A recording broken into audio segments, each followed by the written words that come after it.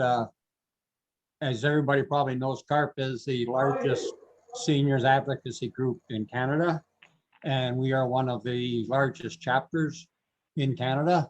And the issue of aging in place is a key advocacy issue of both the National Association and your Halton chapter.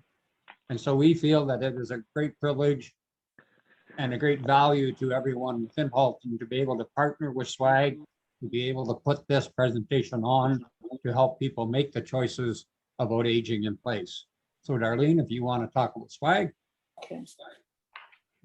Well, I'm finished with SWAG now, and if you're finished with CARP, we're going to introduce our first speaker, Matthew Fugere. Matthew is a family guy who enjoys life and people. He started in the mortgage business in 2002. He becomes highly recommended to us by people who have used Why his. that's popping up. Darlene, you're somehow on mute. I'm not sure what's happened there. Can I ask everybody on the call, if you are not speaking, can you place yourself on mute, please? I would like to. As well as maybe turn off your camera to help with bandwidth. Okay, I think I'm on mute. Sorry, Thanks, Julie. Darlene. So did we hear anything I said about Matt? Matt's going to be talking about mortgages, reverse mortgages, and home equity lines of credit. He's been a mortgage broker since 2002. He's a fabulous guy, but he leaves everything to the last minute. Boy, whew, I was sweating there. Matt, I'm going to turn it over to you. Welcome. Thanks, Darlene, for having me. I've got a lot of Latino influence. Some people say with my. I'm always at the last minute coming in. When I used to, for years, I was at a gym in town in CrossFit, and they used to always say that I was late, but I thought I was always on time, just fashionably late, like about 3 to 5 minutes at the beginning of the class. It's when I always came in every day on time. But anyways, thanks for having me. Thanks. It's a pleasure to share with you guys. I'll tell you a little bit about myself. As Darlene mentioned, I'm a family guy. I've got 6 kids. I've got 2 boys that both getting married. One got married last weekend, which was kind of our, with COVID and all, reorganizing everything in locations. And then I have another one getting married this summer in August as well. And then I have 4 beautiful daughters between the age of 12 and 19. And been broker for 19 years now. I've always worked from home. My kids have gone in out of being homeschooled and being in public high school, and so when COVID happened, we kind of adapted really well because we were used to doing life at home that way. And as Darlene said, we love activities. We love doing stuff we traveled a lot as a family. Spent a few weeks. Matt, you've gone on mute somehow. Can you check your screen?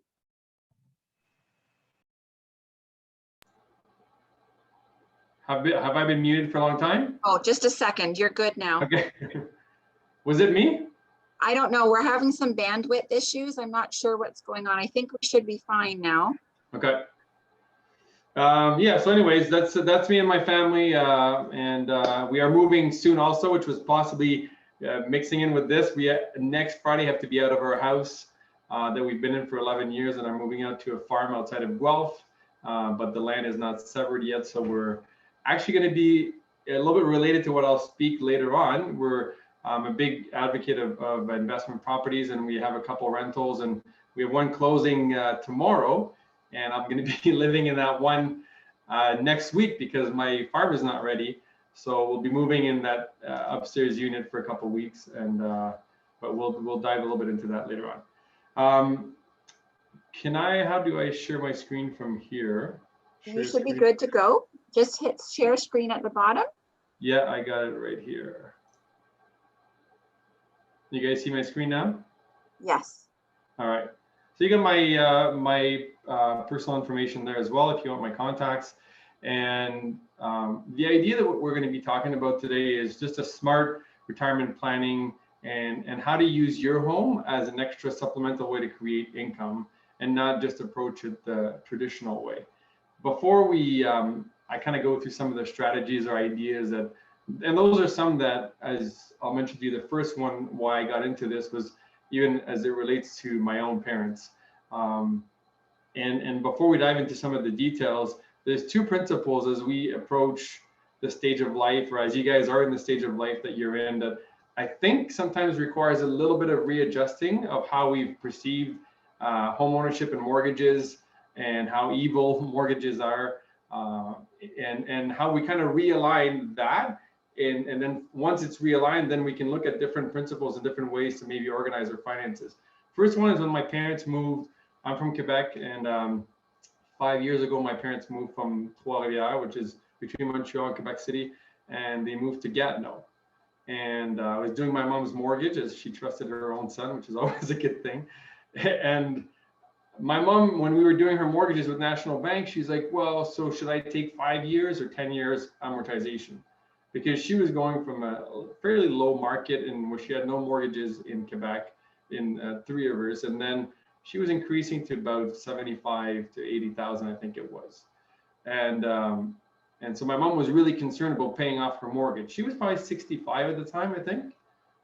Yeah, she's 70 now. That's 5 years ago. And so then I asked her, I said, Mom, why do you want to pay off your mortgage? And she just said, well, that's what you do. You pay off your mortgage. Says who?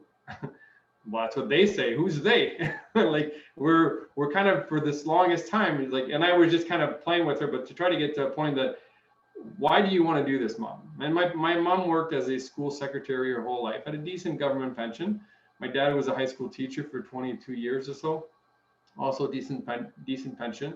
They're not travelers, they don't spend a whole lot, but it was like, why do you want to give me more money, Mom? She's like, what do you mean? Well, if you want to be so much in a rush to pay off your mortgage and not use the funds you have now to live on, that means that you're in a rush to paying off that debt so that once you're gone, me and my two sisters get to benefit from it. Now, I'm really appreciative of that if you want to do that, but I don't need your money, right? And then she's like, okay, let me think about that one. And the whole idea was like, if we try to go in a rush and pay off your mortgage at this stage of life, it's benefiting the people after. And it might sound like a great idea if you want to help. And if you have the funds, it's great. But in her case, I'm like, why don't we just go 30 years instead? Which she was freaked out at first. And I'm like, that way your payments are going to be $150. And it's going to be marginal payments to carry. And then you can use your funds for whatever you want to. And whenever you go, whatever is left owing on the property, the estate will pay the remaining mortgage, and the remaining will come to the estate. So after a little bit of discussion, and all, my mom agreed, yeah, that sounds a lot better. I want to keep my money for myself because it's hers. So that's the first thing I would say is, as you approach this stage of life, or as you are in it, maybe readjusting this idea that the mortgage absolutely needs to be paid off. It doesn't. And the second thing is that the property in and of itself is a huge asset. So I compare it sometimes to, and even my clients who have maybe are 45, 50, who are lucky enough to have no mortgage, and they're very happy about that. And they'll tell me, oh, it's awesome, I'm mortgage free. Awesome. But do you realize that it's a little bit like digging a hole in your backyard and dumping a couple $100,000 in it, and then burying the money in the hole, and then saying, it's awesome, I've got $500,000 sitting in my backyard in a hole doing nothing for me. And the idea is that if you have a property at 40 years old, 50 years old, 60, 70 years old that is completely paid off, and you're not using that asset for your own good, then you're kind of leaving yourself short from what you could actually accomplish with that. And what I try to tell people is, your house is your money, right? And you don't have to wait to sell it to capitalize and make use of that money. You can actually, through different ways, access those funds and make them work for you, and create a better retirement for yourself and for your family. So that's the two things I want you guys to keep in mind as we discuss these things is, number one, paying off your mortgage is overrated. It can be a great thing, but right now we're in an environment of very low rates, and they have been low for the last 15 years, really. And you can use that. And secondary is that equity that is there, that is yours. and there's nothing to feel bad. I've had a client recently, actually, she was,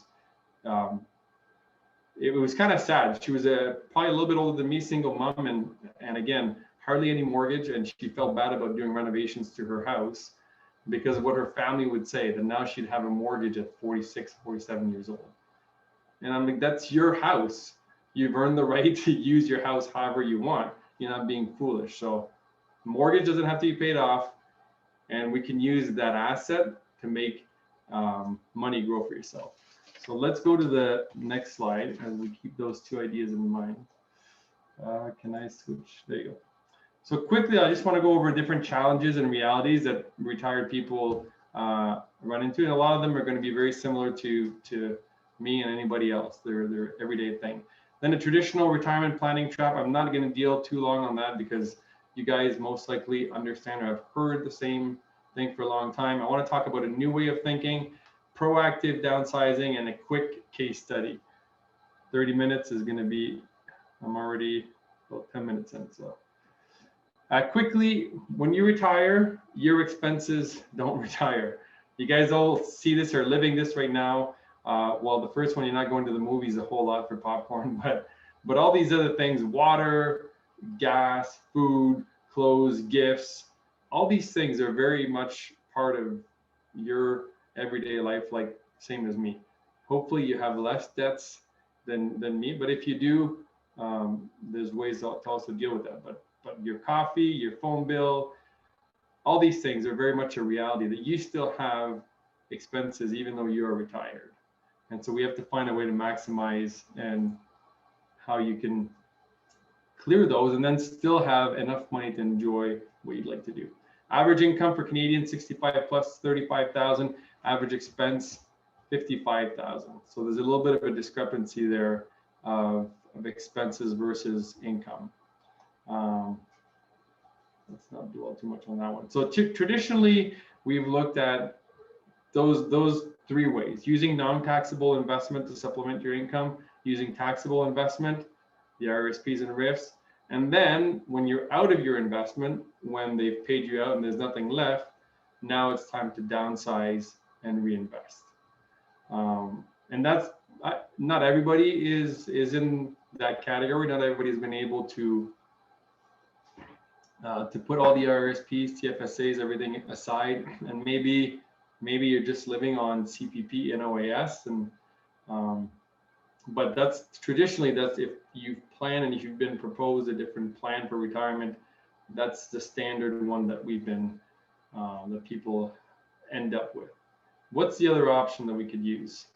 Because that traditional one, as I just explained, is you build this mountain, this pile of cash, and then until you supposedly have enough, and then you start using it, and then it goes down until you're set to downsize and move. This is a real reality, and this stat it comes from National Institute of Aging, Ryerson, but it's one that I've encountered all the time in talking to retired and seniors. Most people don't want to leave their home until they have to, and I would assume that you guys are probably close to or in that same kind of mood that you'd like to, as long as you're independent, you want to stay in the place that you know.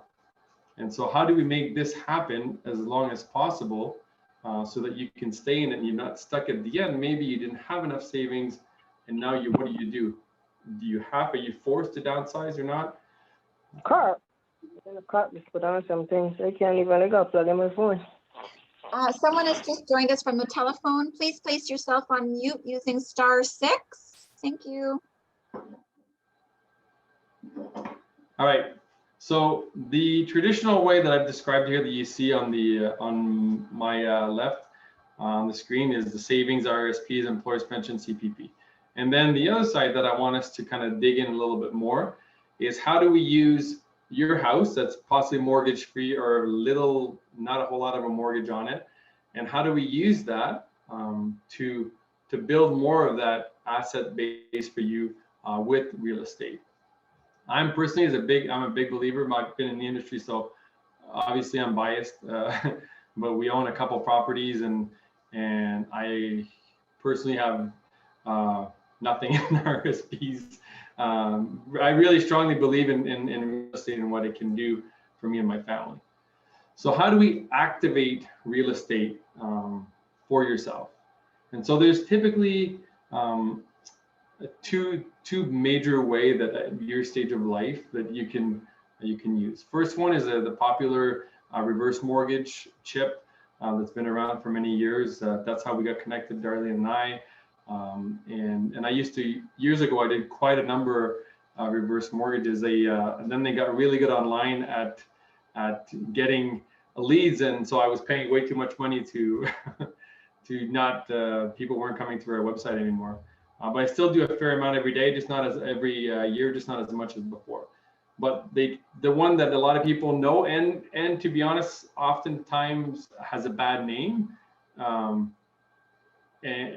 amongst and even financial planners, sometimes they'll just kind of say that that's just an awful product. And I tell them, I've seen this product being almost life-saving product for some people. It's not an awful product by any means. It can be an awesome product for the right applicant. Second way is a collateral mortgage, which I'll explain a little bit of both, what they can do and what's the pros and the cons of each of them. And what's the highest and best use of these mortgages, and how we can, with that, create two or more appreciating assets. So now you have your current house, and can we create another asset that's now going to grow? If you get that other asset at 60, 65, what does that do for you in the future? With the cost of housing, it's a great legacy, and that's one of the main reasons why I'm in real estate, and I believe in buying investment properties. I have 6 kids, and I don't want to hand them everything or anything, but I want to teach them how to value hard work and all. But I want to be able to help them by myself, being as smart as I can with what we have to help them get started in life as they get married and as they go away. So reverse mortgage versus collateral mortgage. What's the main difference between the two of them? Reverse mortgage, basically the biggest advantage is there is no payments attached to the reverse mortgage. So you get all positive cash flow. Whatever money you get out from a reverse mortgage, it's positive cash flow. It's easier to qualify for as a mortgage because there's no income required. It's going to be based on your age, your gender, sex, and location, and the type of property. So usually you're looking in the range of 40% or so loan to value in an age range of 68 to 74, 75 years old. You're looking at about 40% the value of the house that you can access in equity. And you can access it by taking one big lump sum, 40%, might be 400,000. The lawyer will give you 400,000, and you don't have to pay back anything on that 400,000 unless you sell the property, or both you, if it's just you alone, unless you pass away, if it's you and your spouse, the last survivor passes away, then the reverse mortgage gets paid back. It's tax-free income. So that's the great part about using your house. Again, I emphasize yours because it's yours, and to use your house to leverage it. And if you pull that money out, that doesn't affect your old age security, doesn't affect your taxation as far as your RSPs, your RIFs, any of that, because that's all considered borrowed money. But it's not really borrowed money because it's your money, meaning that if you were to sell today, that money end up in your bank account tax-free as well. So you're borrowing to have access to your own money tax-free. And that's one of the biggest advantage at a retirement stage of life is of being able to take that money tax-free to live. Disadvantage of the reverse mortgage, higher rate. Typically, right now they're in the 4 to 5% rate. And so that's a little bit higher than what the banks are in the, as low as 1.5%, about 3% for lines of credit. And the other disadvantage, the other con for that is there's less money in your estate at the end. So, I had a client recently, reverse mortgage, and we went over the plus and the pros and cons. And she didn't have any kids, And she was adamant. She's like, I don't care what is left for my estate at the end. You know, it's me, and I want to golf every day, and that's it. I don't care what's left. So I still covered both products. And then when I talked about the rate, and I'll go over collateral mortgages and how I explain it's a better financial product. But I went and explained the rate to her, and she was like, "Oh, that's too high." I'm like, "I know it is, right? That's what I told you. It's a higher rate than the bank product, but it's hassle-free. It's very easy to manage. You're going to qualify for it for sure. And for your estate, you told me yourself, it doesn't matter what's left over at the end." So I kind of brought her back every time to what she wanted, because I deal with Scotiabank and TD Bank and Manulife and a bunch of CIBC Bank, and I deal with reverse mortgages and CHIP. And so I don't mind where a client, I like to just tell people, here are your options, here are the pros and cons of each, and then you decide what you think is best for you. But that's the reverse mortgage part. And when I say it's easier to manage, it's easier because it's kind of, it can be like one and done. So if you qualify for 400,000 and you want that 400 to do whatever, we'll look at an option after what we could do with that. But that's one and done. You get the money in your account and that's yours. If you decide that you want to do even maybe $1,000 a month, then you could take $1,000 a month. You'd have to start, the first withdrawal would have to be 30,000 minimum. And then after that, you could pick whatever you'd want, like a line of credit, whatever you'd want paid to you on a monthly basis. And you'd only pay interest on the portion that you pull out at that time. So you might get approved for 400, but you only use 30,000 of that. So you only pay interest at first on 30, and then you use 1,000 every month. So by year one, you've taken 42,000 out in total, and you're paying interest on 42, not on 400.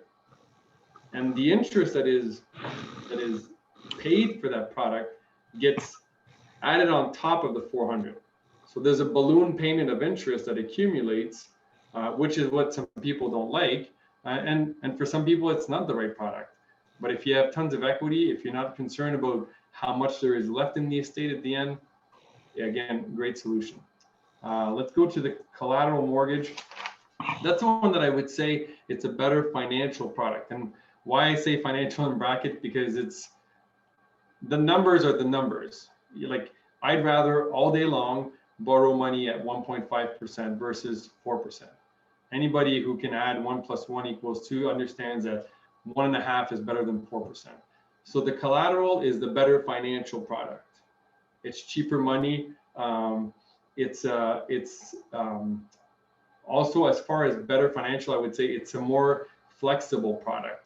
So a collateral mortgage, if you think of it as a giant piggy bank attached to your mortgage, to your house. So the bank says, okay, your house is worth this much.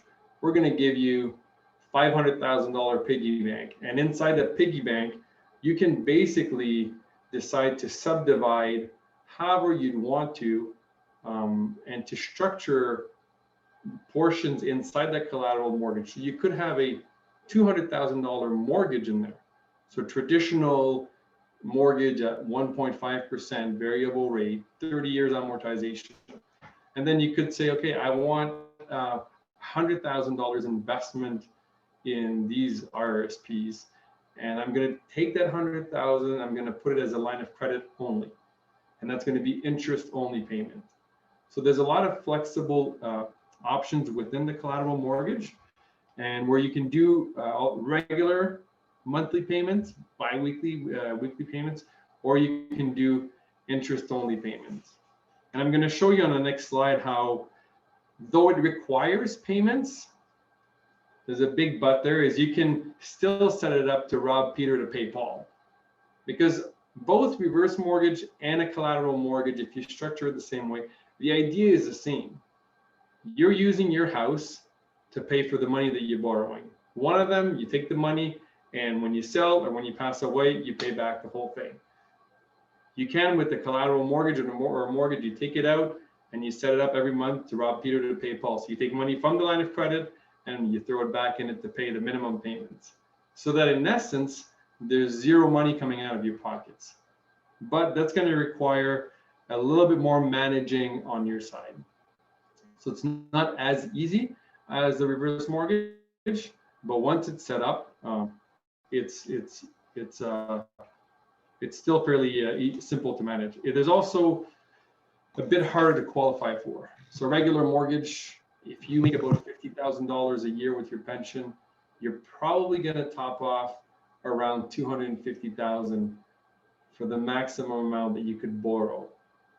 Now, if you had, let's say, another $250,000 in assets, a lot of our banks like Scotiabank will allow us to borrow over the maximum that they would give you. They'll say, we'll give you, for every dollar you have in an investment, we'll give you $1 of mortgage. So if you had $250 in investment, it's okay, we'll add $250 to that $250, so we'll lend you $500 in total. And then with the $500 inside a collateral mortgage, or Scotia calls them a step mortgage, then we could have all these different structures to do things. I'm going to go to the next, before I switch, it is harder to qualify for. That's the biggest thing. You need to still have active credit, you need to have enough income, or you need to have investments. So for some people, this other client I did this winter, she had all these things. And I try to encourage her more towards Scotiabank product. But in the end, we went through everything, and she was adamant. She wanted the simplest and lowest, kind of management option possible. And for her, that was the chip mortgage, reverse mortgage. So this little slide here, when I say robbing Peter to pay Paul, you could take a $250,000 mortgage. That would cost you $862 a month. Over 5 years, that's $51,720. So let's say that you do a refinance with Scotiabank. On closing, the lawyer gives you $250,000. You open up a savings account, and on closing, you say, okay, I'm going to dump that $51,720 inside my savings account. And that savings account is going to become my mortgage payment account. So you're never going to touch it for anything else. You set up pre-authorized payment every month from savings account of $862 into your checking account. And so every month now you have money into your checking account to pay for the $862 for that mortgage. So, and then on top of that, remember you have the $200, $199, $198 and change that would be left over that you could then use to invest in property and renovations or whatever you'd want to do, health membership at Augusta or something. So you'd have that money, and then you'd have your savings account making the automatic transfer every month, paying your checking account so that the mortgage payment is covered. The pro of the collateral mortgage or regular mortgage is if it's inside a mortgage after 5 years, instead of having a mortgage that increases, now it's gone down and you owe $215 after 5 years. Why it's a better financial product is, and that's another reason, it's a lower rate, and then it's a decreasing balance. But again, for my other client and for many people, that's not the best option for them. That's not what they want. Let me go through this quickly here because my time is running out. So proactive downsizing, the new mindset. So what I want us to look at quickly is how we can use reverse mortgage, collateral mortgages, to add either a basement unit, a garden suite, granny flat, whatever we call them, or purchase a rental property. So you have a lot of money in your house and a lot of equity available, a lot of money. And how can we use either reverse mortgage or a collateral mortgage to access that equity to build or to purchase? And with doing that, you can increase your cash flow. If you decide to purchase, you'll have 2 appreciating assets. And then the interest, the beauty of this, whatever interest you borrow to either build a basement apartment or granny flat or to buy a rental, the interest is tax deductible at the end of the year. So it's a highly tax efficient way to increase your retirement income. Let's meet the Beswicks here and see what they did. Age 76 and 78, detached home in Oakville. Guarantee you it wasn't that house because that house would not be worth 1.6 million on Lakeshore. But that's for the illustration here. There's no existing mortgage on there. They had $20,000 in credit card debt, $60,000 in combined income, and $9,000 a year in property taxes. No existing mortgage. So a realtor comes and asks a simple question: Will you be selling your house in the next 5 years? That's a question that I've asked, and the answer that I've received also from many people who are at that stage of life is, we might move and buy a condo in the future, but we're in no rush. Right? So right now we're going to stay put, and we're in no rush to do anything else. Fair enough. Realtor says, why don't you buy a condo today at today's price, and then I'll rent it out to you, and you can move into it when you're good and ready. Right? So he's like, hey, you get to buy. Why wait in 5 years when in 5 years that same condo, if it's say $700,000 and it's taking 3% a year, that's going to be somewhere around $110,000 more expensive in 5 years. So buy it today. I'm going to rent it back from you. And here's what the numbers would look like at that point. So on the $1.6 million property, they would put a reverse mortgage for $729,000. Then they use the proceeds from that to buy the condo townhouse in Burlington. That townhouse was then generating income of $2,600 a month. Now remember this: the reverse mortgage on the $1.6 million house is $0 a month in payments. So what they've just done is they've added $2,600 of gross income before other expenses for like taxes or condo fees. There's no payment on the reverse mortgage, and then the interest on that reverse mortgage is tax deductible. Right. So, and now they have 2 assets that are growing over the next 5 years. So for themselves, whatever they choose to do in 5 years or 10 years, no matter how we look at it, they're going to be in a better position. Now, you might say, I have zero desire to be a landlord. And you would be like many other people. A lot of my clients, even if they're younger clients, 30, 40, they don't want to be landlords. And fair enough, not everybody wants to do that. There's plenty of good, reputable real estate agents, property management companies who will work with you and do this completely no hassle for you. There's other companies. We have one, my partner and I, and there's a number of us out there who will partner with people, and where we do all the work. We find the houses, we renovate, we manage the project, we find the tenants, we manage the tenants, and there's literally zero involvement from the person who buys with us, and we go in together as partners.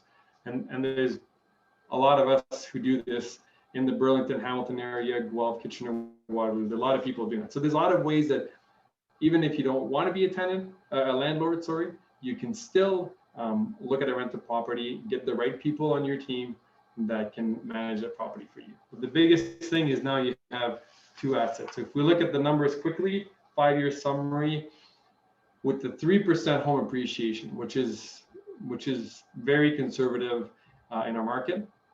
Principal residence would have grown to 1.854. The rental property would have grown to, so we have a total of almost 2.7 million in total value. The reverse mortgage, that one has grown to 900,000, but now new net worth is 1.8 million almost, and cash flow in 5 years has generated 156,000 in rental income. That's very significant. If we go over 10 years, again, you see those numbers. The reverse mortgage, yes, it keeps climbing up. Those nasty interests are accumulating, but your net worth has also grown because now those properties are actually gaining more in their growth than what you're paying in interest. And now you're over $300,000 in rental income. So that's where I think there is great potential for people with a mortgage that is paid off, or a house that is paid off, is you can either build or purchase real estate. And when I say build, and again, you might not want to have people in your house. Maybe your basement is not the best ideal home for a basement apartment. Maybe it is. If you do have the space and you don't mind, You invest 60, 70,000, 90,000, depending on the setup. And you add a rental unit. In Guelph, where we have our properties, our basement rent for $1,700 a month for a 2-bedroom basement. If you have a nice lot, I don't know exactly what city you're in. Different cities are coming up with or opening up the opportunities to build garden suites and granny flats because of that's the government of Ontario who's mandated all the municipalities to start allowing those. In Guelph, for example, we can add those with the right lot size. So you could pull money out of your house and have a nice 2-bedroom house built on your own lot in the back, so they're not in your basement, and you can rent that maybe at $1,800 to $2,000 a month. That's a whole lot more than just buying a condo or buying a house. But if you find you still have the energy and desire to take on a project like that, and you know people who could do that, it's a really, really great way to generate rental income. It keeps your investment that peak that we talked about at first. Instead of starting to go down, it stays higher because now you're not using that as much because you're generating rental income. So it keeps it longer. As I said before, you might now have 2-3 appreciating assets. So you can downsize if and when you want to choose. And that fourth one is you bought a rental property at today's price versus the future prices. And then you see kind of that, instead of going down with your investment portfolio, that stays up. And you've also added assets to that. Sorry if that was too fast. I was trying to cover all these things. 5 minutes over, Darlene? You did pretty well, Matt. Really appreciate it. Thank you so much. That was a lot to take in. I think most of it is just trying to absorb it, and then I'm sure we'll be hitting you up in the question period. All right. Thanks, Matt. Really appreciate it. Thank you. Our next presenter is Marion Gourd. As well as being a full-service real estate professional, Marion Gourd is a pivotal master accredited senior agent and senior real estate specialist. Marion works with seniors and their families through every stage of later in life real estate transactions, helping them navigate the maze of options, plus the financial, legal, and emotional issues that accompany the sale of a home and relocation to the home of their future. She also supports estate trustees in the disposition of real estate. Welcome, Marion. I think Matt kind of touched on yours lately, but I hope you're going to go into a lot more detail because I didn't grasp a lot, and I'm sure that Matt was understanding that you were going to talk about the I'll call it sell and lease, but I know that's not what you call it. Sorry, what did you call it? Sell and lease? Oh, yeah, sorry. So it's called sell and stay, but Oh, sell and stay. Okay, thank you. yeah.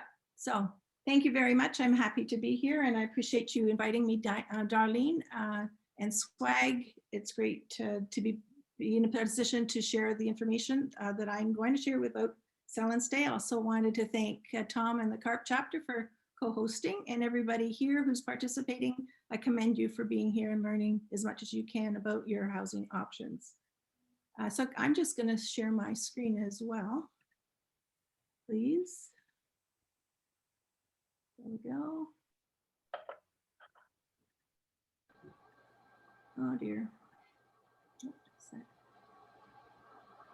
we are.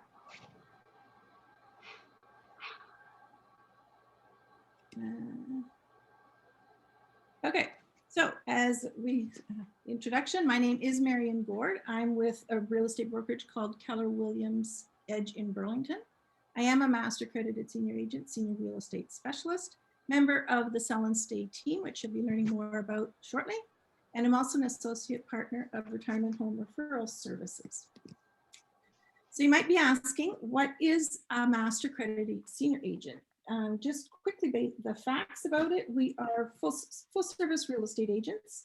I am one of 28 in Canada, so not many of us, but we do have specialized training and expertise in later in life moves, and as we mentioned earlier, estate transactions. I'm required to stay up to date and continue my training and networking, and it is an element of my business that I focus on specifically. So it's not something that I'm doing as a one-off. It's something that is the mainstay of my business. Really, the goal of a master senior Master Accredited Senior Agent is to understand what our clients' needs and wants are and help them to find the best solution possible. And sometimes it means not moving at all, and that's okay with us.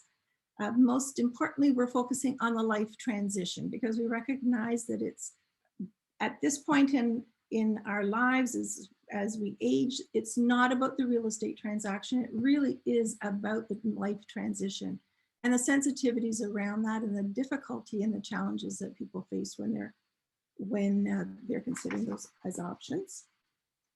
So to do this, I obviously have a good understanding of the various housing options and I continue to explore what's coming up into our communities. And my goal really is to transform and navigate what can be very much a stressful, hectic transition into a stress-free as possible process. So this slide really says it all, and I commend you for being here today because my goal with all my clients is really to put yourself in a position that you're making your decisions yourself and making the best decisions that you can, as opposed to being a situation where others are making decisions for you, so that you're leaving your planning too late and getting into a crisis situation and having to make a move not by choice or design, but simply because of circumstances. And often when that happens, people are then making decisions for you and you haven't even thought or shared really what it is that you want for your future. And that's really the most, I think that everybody wants to be in control of their destiny as best they can. So we're going to just step back a bit and refresh that we know that seniors are the numbers of seniors is growing. We've reached significant milestones there. Seniors are living longer than they have in the past. Our housing needs are changing and the supply isn't keeping up necessarily. Actually, right now, even in terms of general real estate, the inventory that's available for us is incredibly low. It's lower than it's ever been in the past. Cost and availability of seniors residents isn't always something that everyone can afford, nor it's something perhaps not what they're wanting. But the good news is that there are innovative solutions are coming to the marketplace, and I'm going to be presenting about one of them today. We also know that, and I guess Heather can attest to this in the stats and the research that they've done, that a large number of seniors, probably the majority of seniors, want to stay in their home as long as they can. What's important here is that if that is the choice, then what needs to be done either now or later to facilitate that and to allow the senior to stay safe and supported in their home. So some of the things to consider. So really the question is, am I staying or am I going? And things to consider: is your house the right size and layout? And if not, can it be modified? So Garth can speak more about that later. Will you be able to stay in your house before are you able to stay in your house before you either need to have personal care or other supports brought in? How long can you afford to stay in your house? So Matt has talked about some solutions there, and sell and stay is another. Is your house a financial burden to you now? Is your house or the funds holding you back from achieving other goals? So as again, Matt spoke about perhaps buying other investment properties, investing your funds differently, perhaps taking vacations with using the equity, the cash that's locked up in your home. So the question then becomes, well, really, should I move or should I stay? Once you've considered all of those, once you've brought all of those things into consideration. The answer, though, is not quite as simple, and it really is, it depends. And there's no two circumstances that are the same. But probably more realistically is, if I want to stay there, is it really feasibly practical? Is it practical? Is it feasible? Can I afford it? And what's right for one isn't necessarily right for the other. So right now, people may say there's not any options. I have to stay where I am. I don't know where else to go. Well, in fact, there are a lot of options. Most stay and do nothing, stay and renovate, stay and downsize, sell and downsize, buying, so you're selling and buying, sell and move in with families, sell and move into a seniors residence, sell and share accommodations, Heather will talk about that, sell and rent elsewhere, and now sell and stay in your own home. More recently, I'm finding that the seniors, the couples that I'm working with, are more inclined to dispose of their asset of their house, get the cash and rent. Whereas I'm going to say probably 4 to 5 years ago, that just wasn't the case. I don't know what's made them change their mindset, but it is something that's more prevalent today than it has been in the past. So sell and stay, what is it?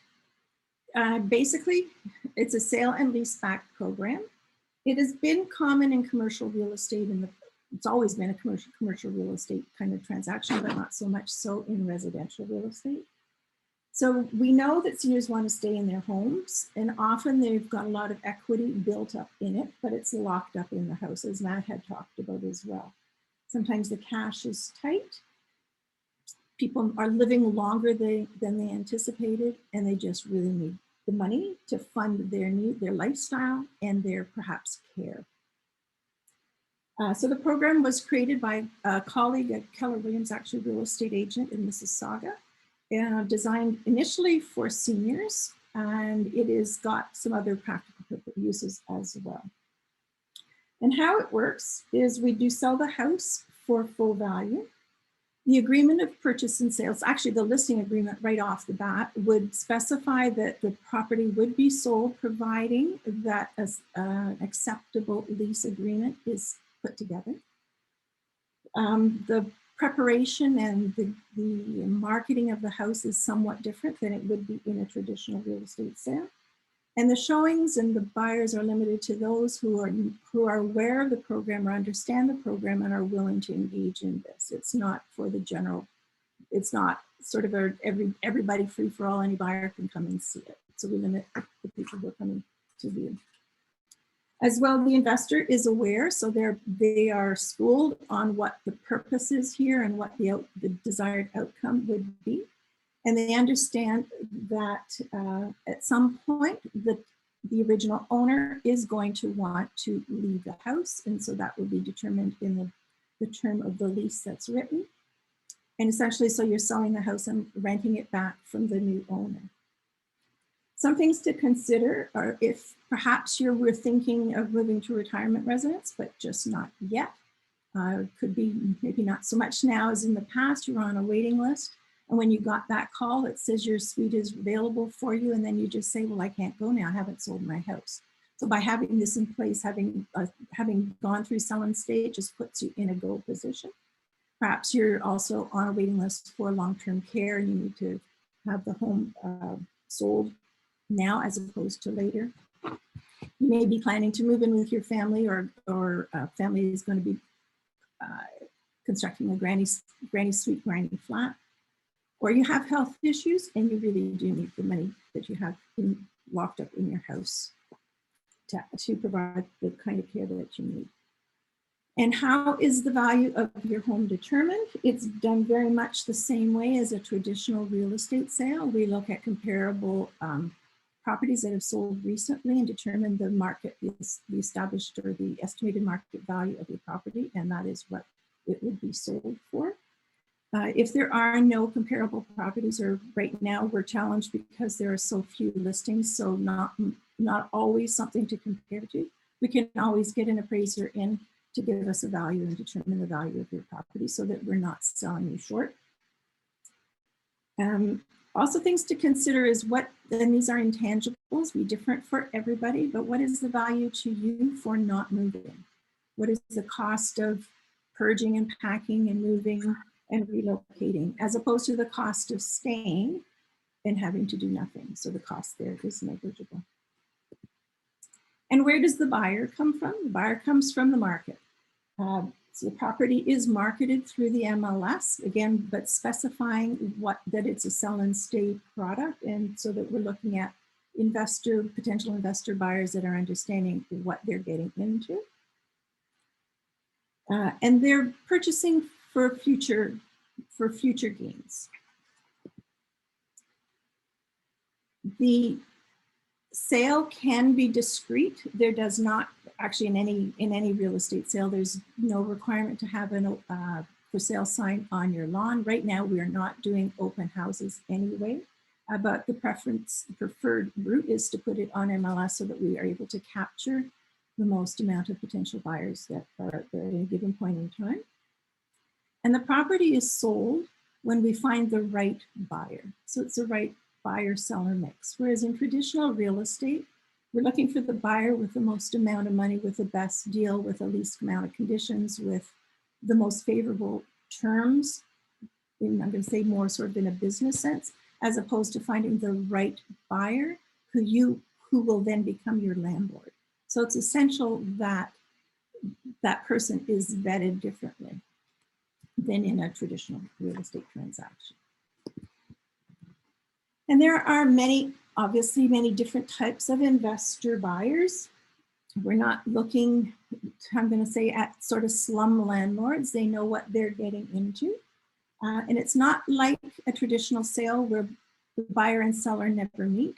In a sell and stay transaction, it's essential that the buyer and seller do meet with their agents in the mix, so that because the seller is turning over the house to that investor buyer, and that investor buyer is going to be their landlord.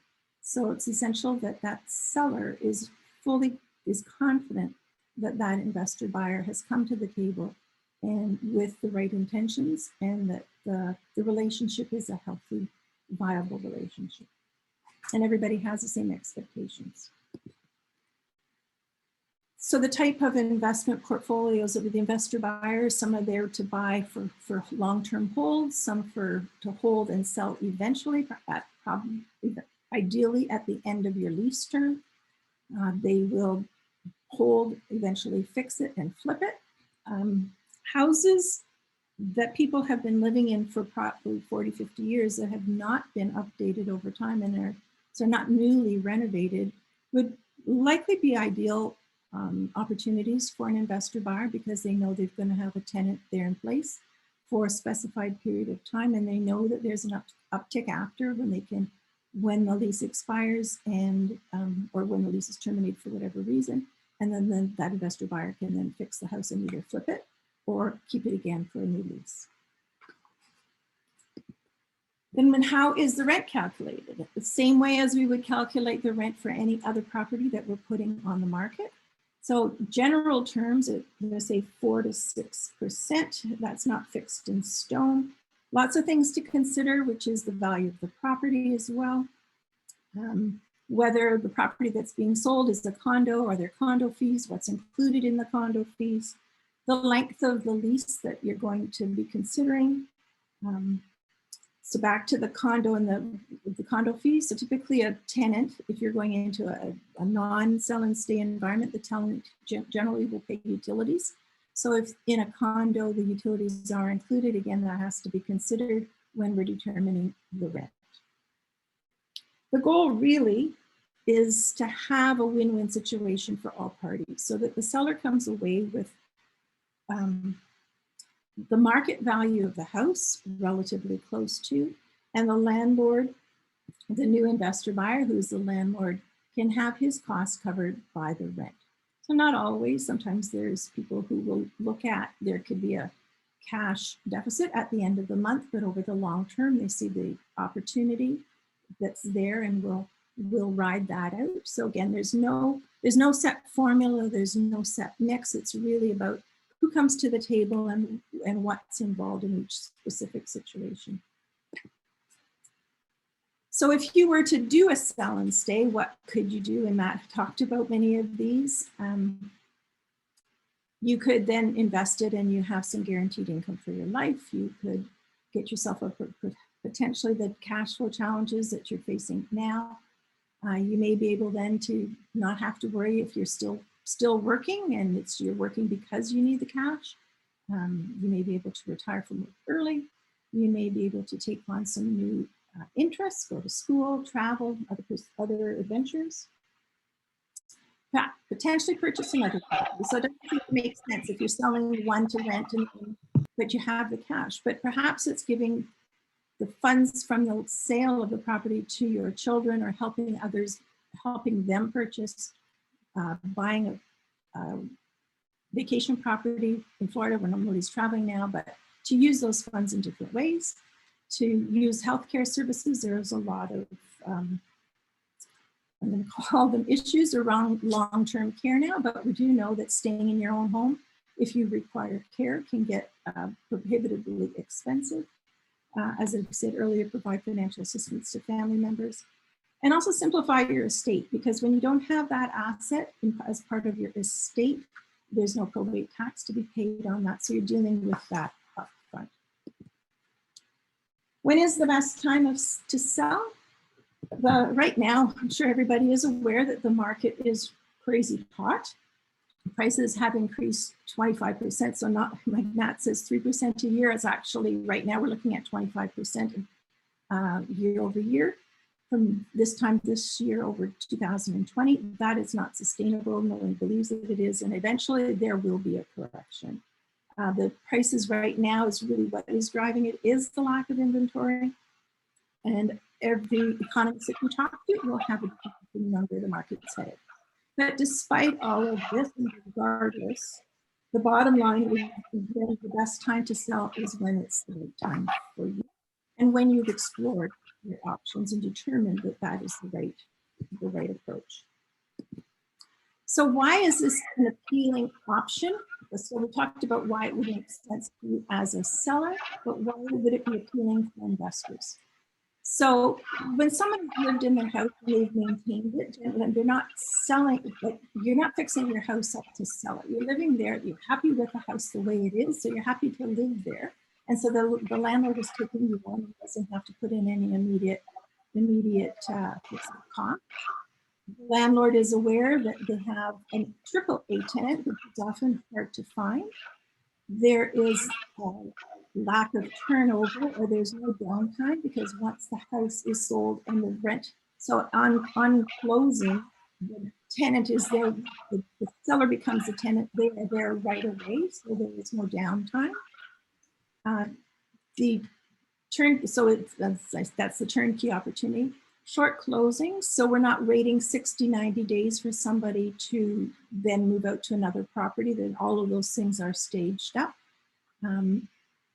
It may take a little longer to sell it because we're looking for the right buyer as opposed to any buyer, but the closing then can happen quickly. But again, we're not looking for that 60, 90 days for all of those transactions to take place.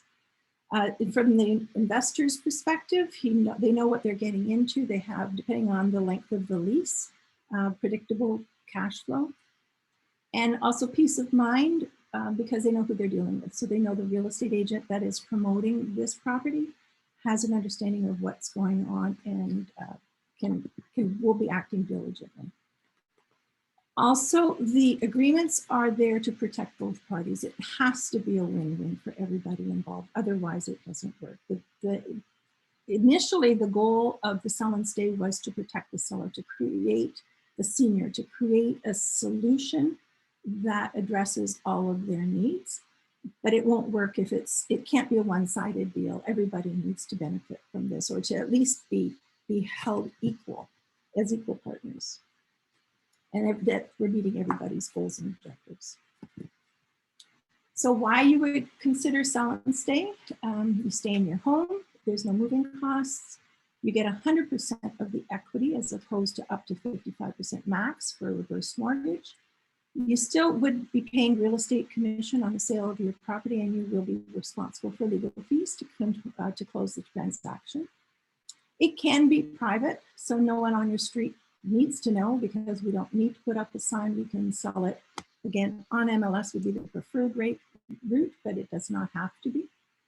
Taking advantage of financial trends and tax incentives. Again, Matt spoke about that, about how you can then reinvest the cash that the asset that you liquidate from the house and invest it wisely and ideally minimize your taxes there. The sale of the house is tax-free. So you can also take your funds and redeploy them. You can again buy other properties.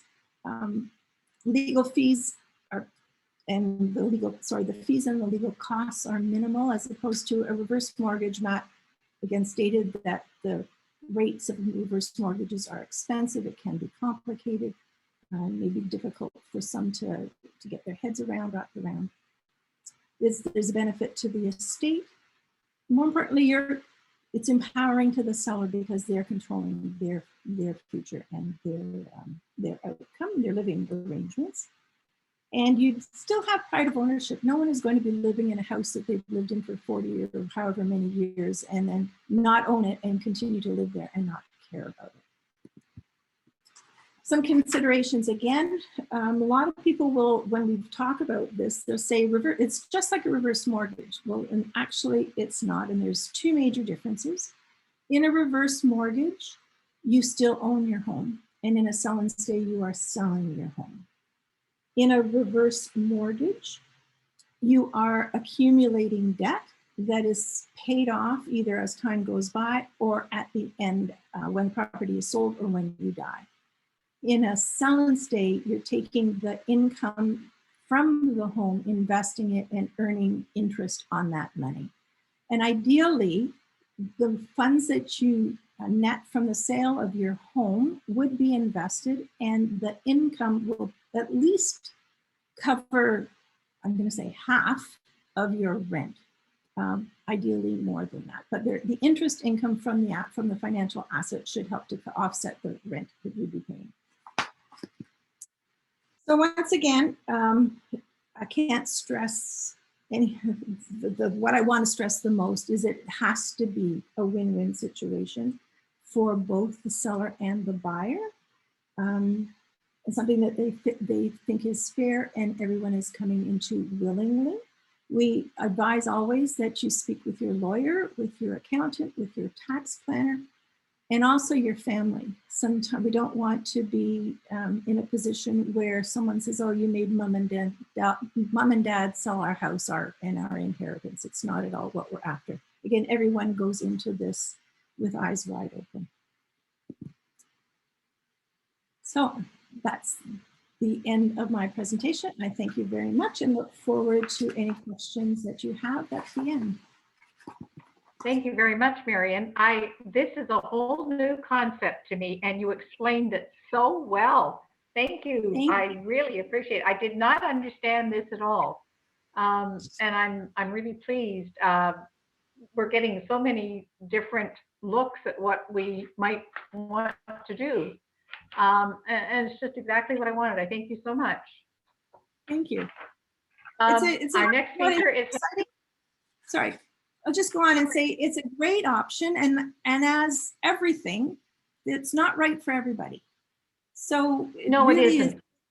Is exploring it and determining whether it's the right fit for you. And that's what I really appreciated about it, because you explained that you don't just sell to anyone. When you're doing this mix, you have to take the time, and it's very much like what Heather's going to talk about with her home sharing. Yep. You can't just do it simply. But it's a great option. Thank you. Really appreciate it. Our next speaker is Heather Thompson, and she is the Director of Age-Friendly Initiatives with Community Development Halton.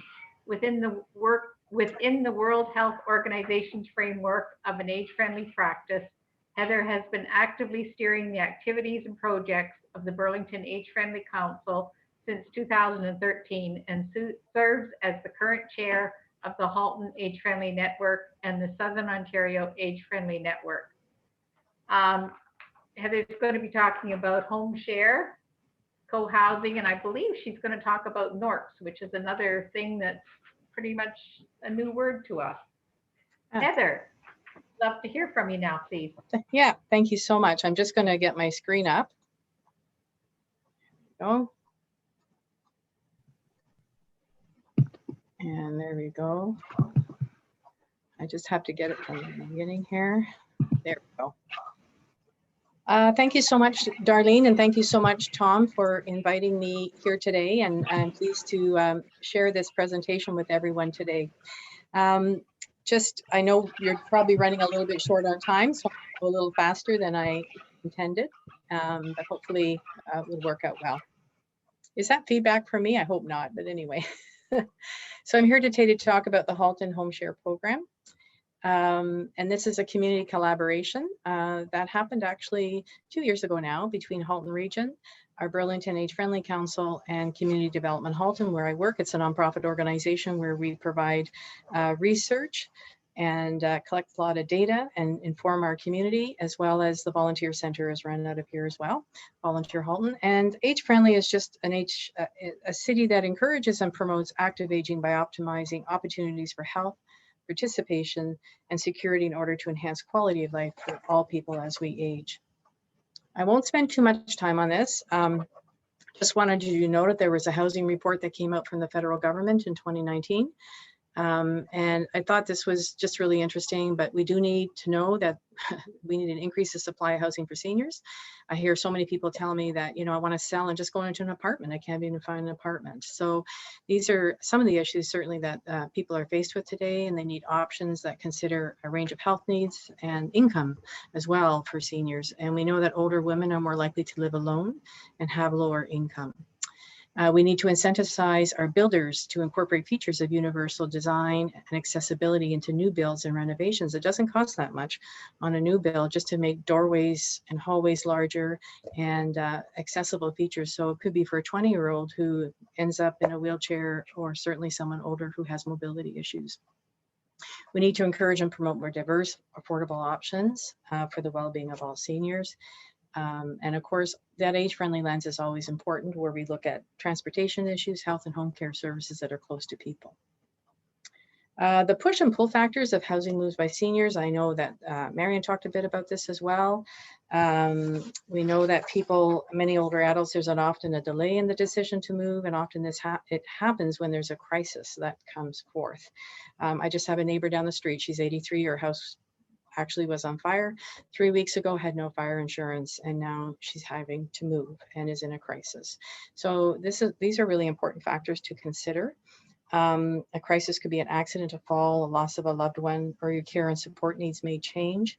A lifestyle move may be because of a desired location, a choice in lifestyle, or a planned move could be you want to be closer to your family, not wanting to be so isolated, looking at home security, lower maintenance, greater ability, etc. So there is definitely this push and pull factor when it comes to moving. Just wanted to share this slide with you. And I did it for Oakville, although it's very relevant to all of Halton. It just actually shows you as people age, the blue bar represents males and the red bar females. And as we age, you can see the number of women who do live alone. And this is very true to all of Halton. Our Burlington stats are similar, as well as the rest of our municipalities across Halton. But it does show you the number of women living alone, maybe many of those on low income as well. And so what are our needs to address? What do we need to address to ensure quality of life is good in terms of housing and other aspects? So home share, just briefly, there is an international network. Did a lot of research on home share a few years ago and found out that it's used quite a bit in the UK as well as in the United States. And there is this Home Share International Network where I do know the chair of that, and she's with Home Share Canada. So they share news and information about good practices, and they share resources and tools. There is a Toronto Home Share program now where they match up students with older adults. There's also McMaster in Hamilton, Symbiosis program, a student senior program. And Waterloo also is launching a home share program as of October 1st, and that's through the region of Waterloo. And Peterborough is also launching a home share program. So there's lots of interest. And when I first started this, there wasn't really any formal home shares happening in Ontario. So it's nice to see that this is progressing and moving. So the Halton Home Share Program, this is our statement. It empowers home providers and home seekers the ability to live in affordable, shared accommodation, inclusive of respect, choice, dignity, and is of mutual benefit to all. And I always state, as Marion did too, that it's good for many, but not for everyone. So it's just an option that people may want to consider as they're thinking about downsizing or how they're going to live and needing help in their home. So what is home share? It is a living arrangement between two or more people who reside together in the same dwelling. Each person has his or her own private space and will share common areas such as the kitchen or living room. And household responsibilities can be shared or services exchanged for reduced accommodation expenses. So when we talk about home share, we define it as a home provider is the person providing the home, and the home seeker is the person looking to have a living arrangement with someone. And the home sharers are currently living with the home provider. The profile of older adults considering home share are usually older adults who are living alone. They may have family and friends who live far away, which is so true today in our culture. Many of our children or relatives don't live in the same community. And so people are much more alone. They have a desire to remain in their own neighborhood and community. They may have lived in their neighborhoods for 30, 40 years, and they're not sure what to do. And if I sell, where am I going to go? So this is my community. This is where my faith group is. This is where my friends are, and this is where I want to stay. They're struggling to stay in their home because they do not want to go into a care facility. And we certainly know, as Marian said, the issues on long-term care, and people really want other choices in their lives. And so this is just one example of a choice. Many are lonely and would like the companionship. So we know that over the last year, over the COVID, the issues of isolation and loneliness were really highlighted and spotlighted. It's always been there, but certainly it has been very felt this year. So, you know, it's something that has to be addressed because we know that's the negative health consequences of being isolated and alone can shorten your lifespan and certainly your quality of life. And for people who are finding it difficult to maintain household responsibilities, so chores around the house, gardening, snow shoveling, all those kinds of things. So the request for help, the number one request for home share is security, safety and security. So someone in the home at night, people feel much more secure, we are told, when someone else is in the home. Just feeling safe, and if you have to, for example, get up and use the washroom, if you know that someone else is in the house, and if you experience a fall or something, it's just security to know someone else is there. People need help with shopping, gardening, snow shoveling, caring for pets, cooking, cleaning, laundry, and of course, companionship. I went to visit Home Share Vermont, and they've had their program for over 35 years. Very successful program. And they did a survey just recently, and 80% of their hosts feel safer in their home, and 79% feel less lonely, and 72% are much happier. So that was interesting. The benefits of home share. So it's a low cost of rent for the home seeker in exchange for service determined by the home provider. So the home provider decides what it is they need the help with around the house. And usually it's around 5, perhaps up to 10 hours a week. So it could be cooking, it could be grocery shopping, taking care of the lawn, anything that is determined by the home provider. It is an opportunity to save. It provides accommodation, again, companionship for that person. In Calgary, when they had their home share program, a lot of newcomers were involved with that, and they learned to practice their English, and very cost effective.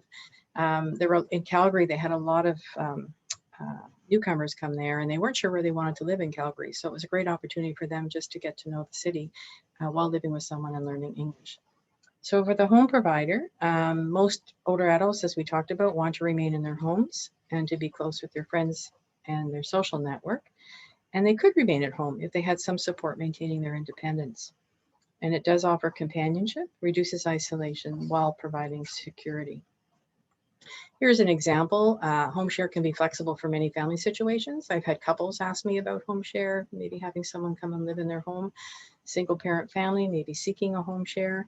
I had a call actually from a very young professional couple, an engineer and a nurse, who were moving to Burlington and wanted to know if they could home share. They would love to support an older adult in their home, and but felt they had, it was a great time. They could save money, and it'd be wonderful for them. I would say the majority of requests I get, or I've had phone calls for, are I would say single women in their late 50s, early 60s. And they're looking for housing. They also feel they have something to share and would like to build a relationship. So we do get a lot of those calls. We developed a toolkit. So it was really to provide a resource to people who are interested in learning more about home share as a housing alternative. The toolkit was devised as a guide, really, to ask yourself some questions. Is it really for me? And there's some really good questions in there about, if you were going to do this, what you might ask of someone who's going to live with you. So anyone can use it, and it has been sent far and wide across Canada and elsewhere, actually. So it's a helpful tool for people interested.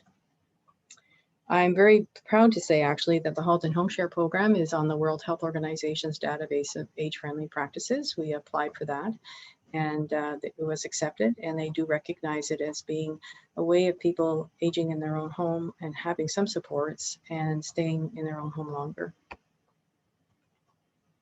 So moving forward, Halton Region really kind of stepped up to the plate and adopted the Halton Home Share program through Halton Housing Help, which is under the umbrella of the region. The Burlington Age Friendly Council is involved in outreach and education and acts as an advisory. And Home Share also works to match older adults who want to remain in their homes with individuals who can help with household responsibilities. It does not involve the provision of personal care. So sometimes you might get a call of someone saying, you know, I have a personal support worker coming in to help with my wife in the morning and at night. I'm wondering if Home Share might be good and that person could help with those duties. It doesn't really involve that at all. So it's, you know, if that's the case, they would absolutely have to ask for more services somewhere else. But it, you know, it can alleviate a lot of the other stresses in the home, such as, you know, preparing meals if that's what the person wants, and house cleaning and all the other pieces as well. So getting started with Halton Housing Help was establishment of policies and procedures and processes to have a home share provider and home seeker registry. So who has a room in their house, and, you know, having that application and interview, and a home seeker registry. So who are the home seekers? So there are the application forms, interview forms, and home environment scans. So ensuring that the home is safe for someone to live in. You know, that the smoke alarms are there, etc. So ensuring it's good for someone to live, and the background checks. So police checks and references on the home provider as well as the home seeker.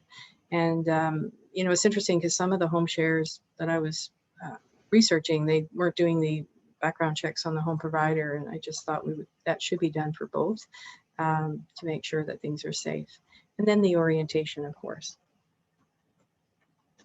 So the matches and home share agreements, the potential matches come from the registry. The home provider is provided the opportunity to meet with potential home seekers that meet criteria. And the decision of the match is a mutual agreement between home provider and home seeker. So really, you know, the suggestion is that if they find somebody, if there is a potential match, they go and have a coffee. It may take 10, 12 times, and meet in a neutral area and just see if they think it's going to be something that's workable or not. And I must say that home share, certainly in the research I've done as well, it is all about the relationship. So it's not just someone calling saying, I need home share tomorrow. It takes time, and it's important that the relationship is there. The home share agreements outline the expectations and responsibilities of each party. They're not legally binding. It's just really an outline, an agreement that they both agree to. And each agreement is very unique to each living arrangement.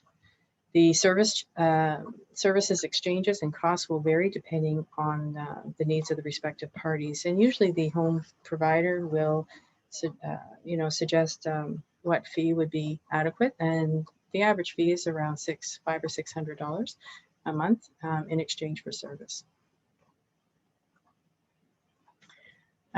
What's really important in any home share arrangement is the initial monitoring and then ongoing face-to-face visits by staff with the home provider and home seeker, and meeting them separately as well. It's important that there's no power imbalance, and if anybody, if any individual is concerned about something, they have an opportunity to express their concern. Regular reporting is necessary, and really identifying the level of the satisfaction of people in that relationship and that home share situation.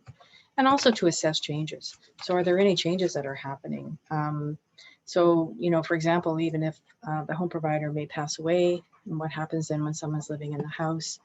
And the region with Halton Housing Help, they have sort of emergency fund that can help with first and last month's rent for someone to find somewhere else to live. Or if the home provider may have more challenges in terms of developing dementia, things like that. These are really key important things to assess and just make sure that that's noted. And to share information about additional resources that they may need. Some of the lessons learned around home share, again, it's about a mutual benefit and building relationship rather than just affordable accommodation. I always say it's important to focus on the quality of matches and home share arrangements rather than the quantity. And I will tell you that home share providers are harder to find than home seekers. There's always more home seekers than providers. And certainly during COVID, I think it has been a challenge because people are nervous about being in the same household with somebody else who is a stranger to begin with. We also suggest that a home seeker move in for a 2-week period rather than move in right away and see how that works. Because in Vermont, they found that ruled out 10% of home shares. So it's important to note there is maybe a honeymoon period and to just check it out and see what that's like. Again, home share is not for everyone. Family support is important. I have many older adults saying, I would really like this, but I don't think my daughter or son would appreciate me taking in a stranger. So, you know, it's important to have those conversations with family. Matches do take time, and to provide good information to help people make the right decisions for themselves.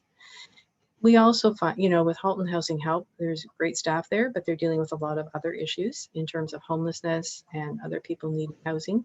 So we do need a dedicated staff person to the home share program, and that's certainly my recommendation. And volunteers. I love Vermont because they used older adult volunteers who are retired, who work tirelessly to do the home inspections and help with the home share situations. And they were all professionals. They were social workers who had retired and teachers. And it was wonderful to have to see that happen. So just some other housing models, the co-housing. There is a Canadian co-housing network, and there's the website there. I've provided a lot of resources. I'm sure that maybe Darlene or Tom will get it out to anybody who's interested.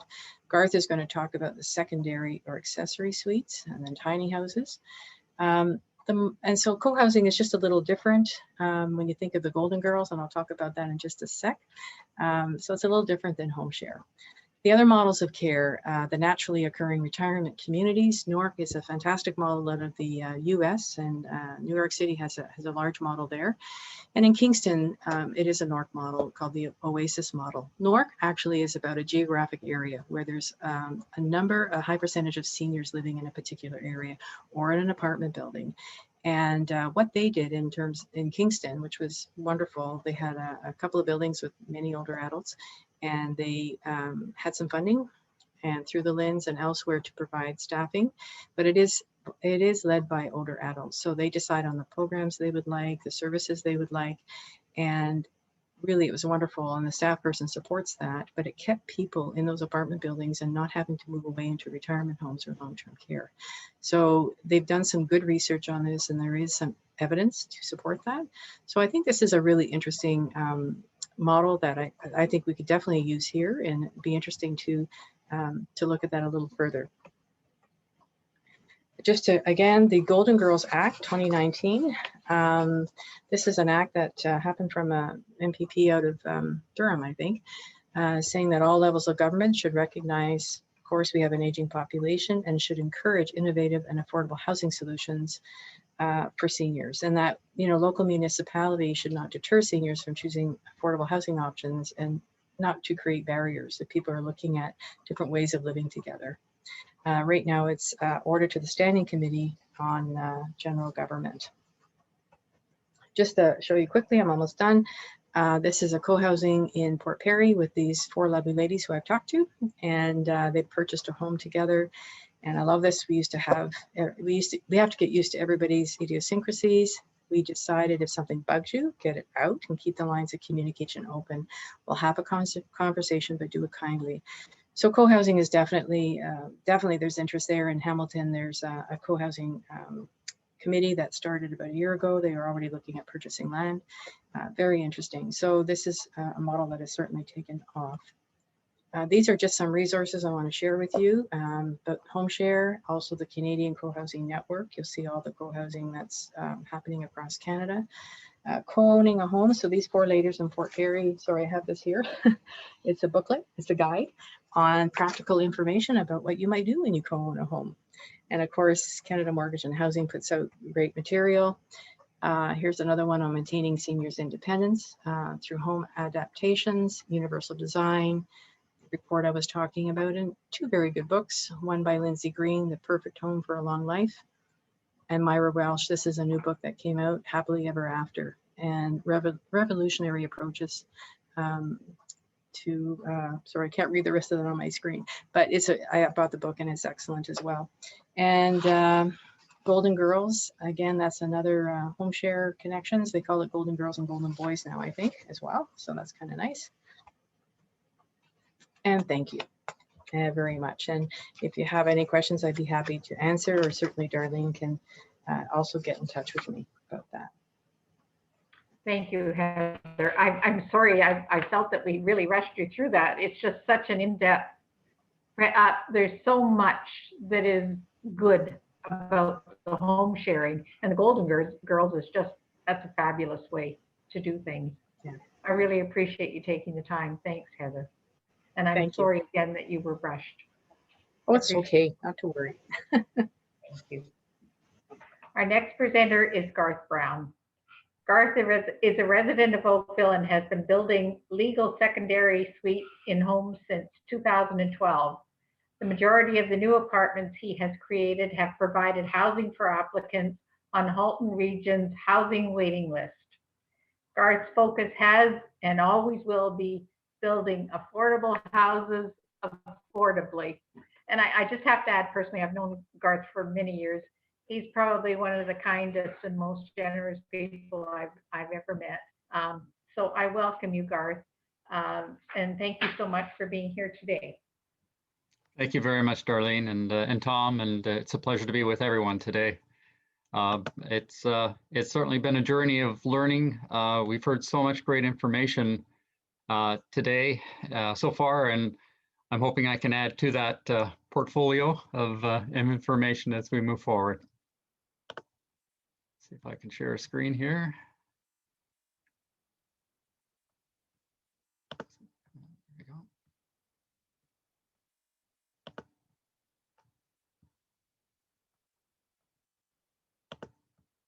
You okay there, Garth? Yeah, I'm just, I had the screen open, ready to go, and I've lost it here. Bear with me 1 second. No worries.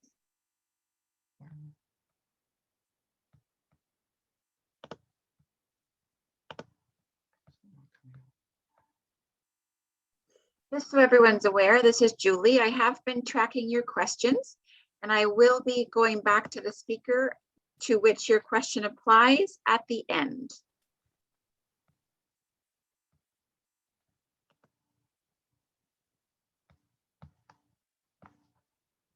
My apologies, everyone, as I look for the screen that should be coming up here.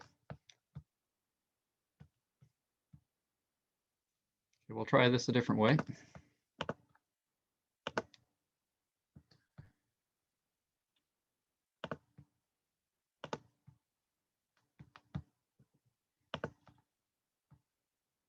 Okay, are we good? Yes, we can see it, Garth. Thank Terrific. All righty, my apologies for the page wasn't appearing on my screen, but it is now.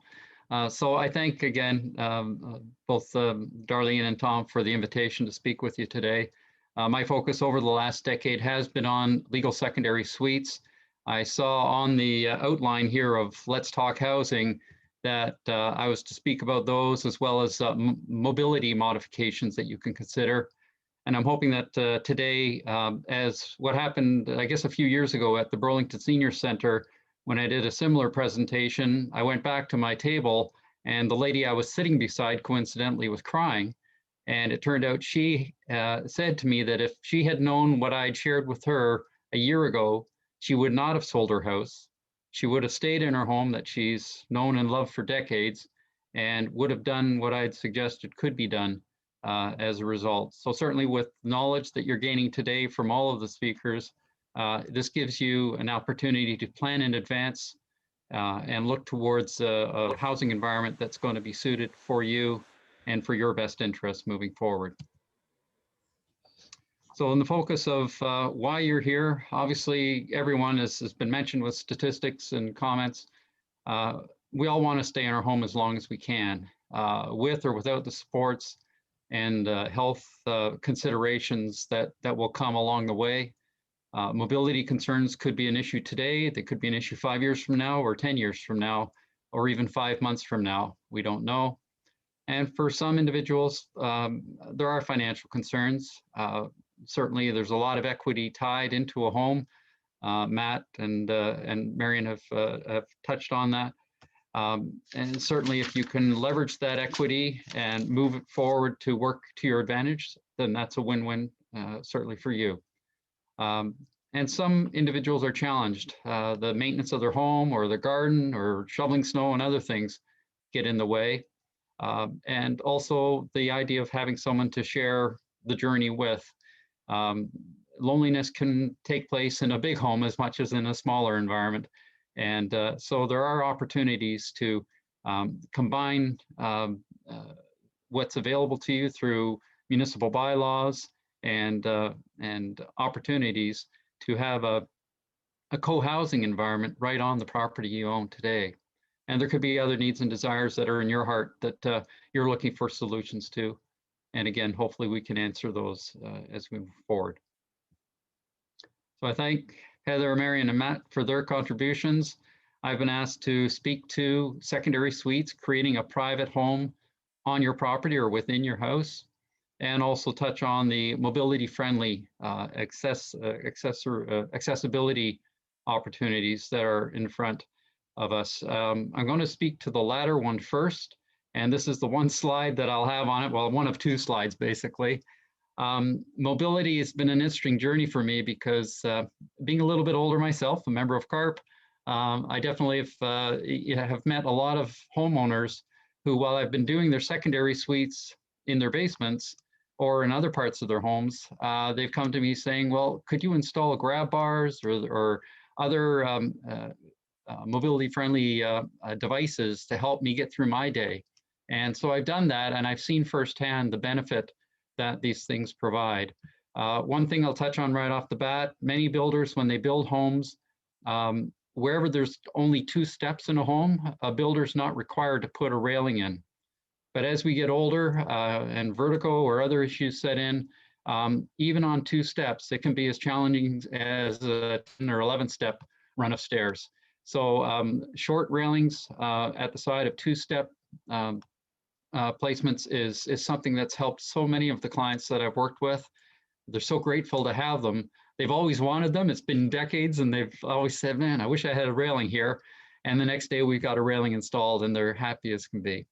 And another option on stairways, of course, railings are normally just on one side, but I've had a lot of clients ask me to put a railing on both sides of a walled stairway, and it's certainly helped them navigate those stairs more comfortably and safely moving forward. Grab bars are popular in showers and bathtubs, but a lot of my clients that I've worked with, homeowners, have asked, can you put a bar on the wall beside this toilet? A pole that goes from floor to ceiling without having to be attached to the floor or ceiling. They are available to be set by bedsides so people can leverage their way up using their upper body strength. I put grab bars into walls beside garage steps. They can go anywhere. And again, it's all about peace of mind and mobility, knowing that you're secure in the movement with that additional upper body support that we sometimes take for granted when we're younger, but we need every ounce of strength when we're getting older. Bathroom and kitchen renovations are certainly very popular now as people want to stay in the homes they're in. But again, when they were built, weren't built with the needs of mobility in mind. So the wider doorways have been mentioned. Certainly the ability to turn within an environment like a bathroom with ease. So sometimes we're widening the footprint of a bathroom, changing bathtubs to walk-in showers for convenience. In kitchens, we can move to lower countertops, lower light switches, all types of what they call universal design to make a home more mobility friendly. And again, this doesn't apply to just those of us who are a bit older, but also to younger adults and children too, who need that mobility built into their living environment. Comfort height toilets are certainly an easy replacement and make a world of difference in terms of stress on knees, joints, and so forth. And lighting in a home is so key. I just finished putting in 7 pot lights for a client in a basement unit that he rents out to someone on the housing wait list. And it's amazing the difference it made with the additional light and brightness in that living space. So these things are low cost, doesn't take a lot to do, but it can make a world of difference. And similarly to the issue about steps and navigating movement outside the home, quite often when the property was landscaped initially or whatever, there might have been steps or various barriers placed that weren't thought of as barriers at the time. But as we get older, we realize it's a tripping hazard or something that could get in our way, especially in the winter months. So the focus on removing unnecessary steps, building ramps where required, makes a huge difference in our day-to-day living environment, enjoying the outside environment of our property. Stair lifts, I guess the first project I did in Oakville was a legal apartment back in around 2015 for a client who was older. And I noticed how how she struggled through her day because she had to navigate stairs and was not doing it comfortably.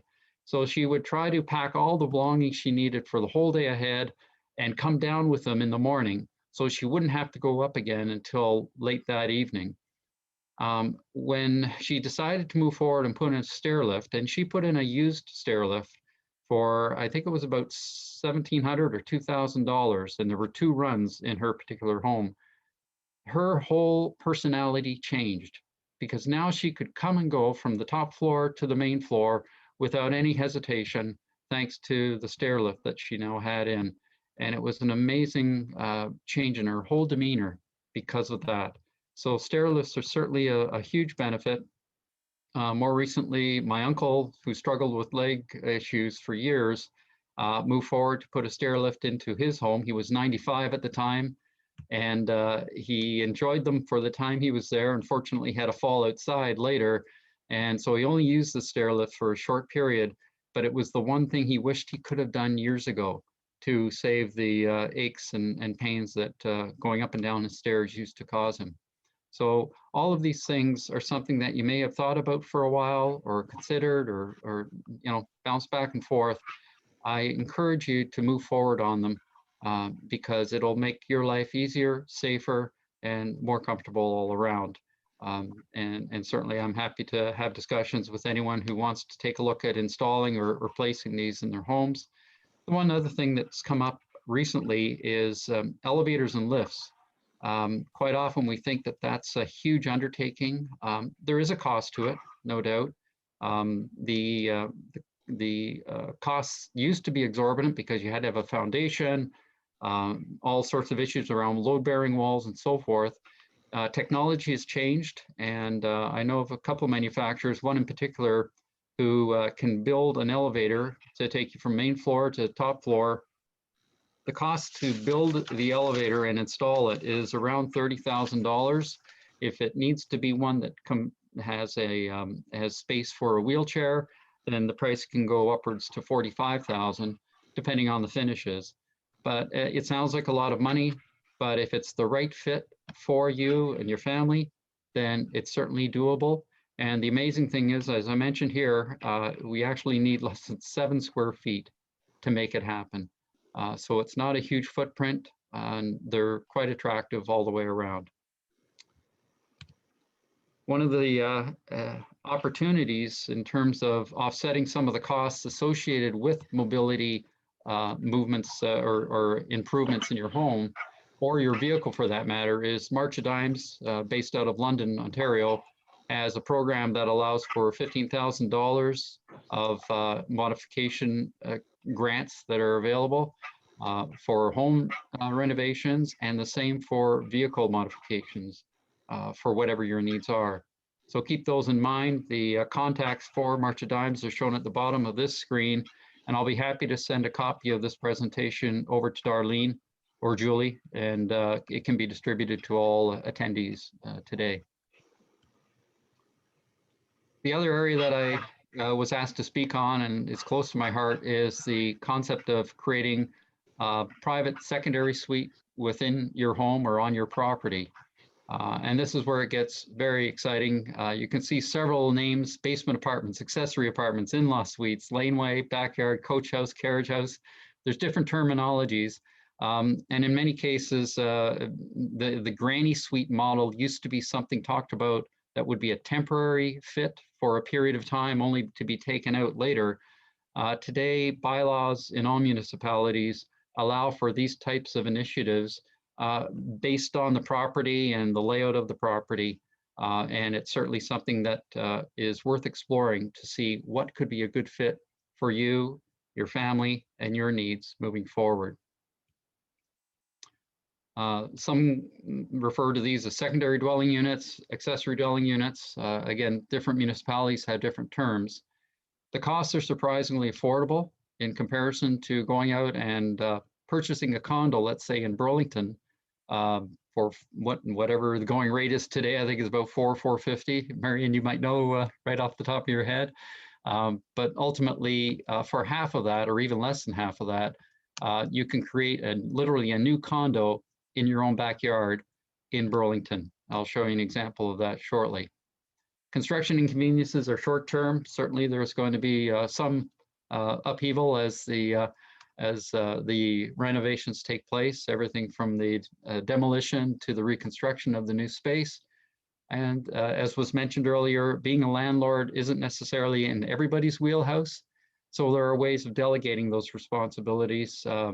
Matt mentioned the team he's involved with, and there are others who can certainly step forward to provide all of the landlord-tenant responsibilities, property maintenance responsibilities, and other things to help out in that respect. The key issue for so many of the people I work with and have helped along the way is that they see an opportunity to, number one, stay in the home, in the neighborhood that they know and love. As Heather mentioned, close to their faith group, their friends, to the retailers they know, also to the medical supports, their doctors, their specialists, and others. The last thing you want to have to do is to capture the cash flow in your home, sell your home in Burlington, but have to move to Brantford or Owen Sound or wherever to make the numbers work. Just takes you away from everything that you know, you trust, and you rely on. So it's important to stay as close to home and ideally within your own home for our own peace of mind as long as we possibly can. The other opportunity with secondary suites is positive cash flow, and right away. Ultimately, I'll get into some numbers later, but the $1,000 per month is certainly attainable, if not conservative, in terms of what we can see coming back in a return on investment.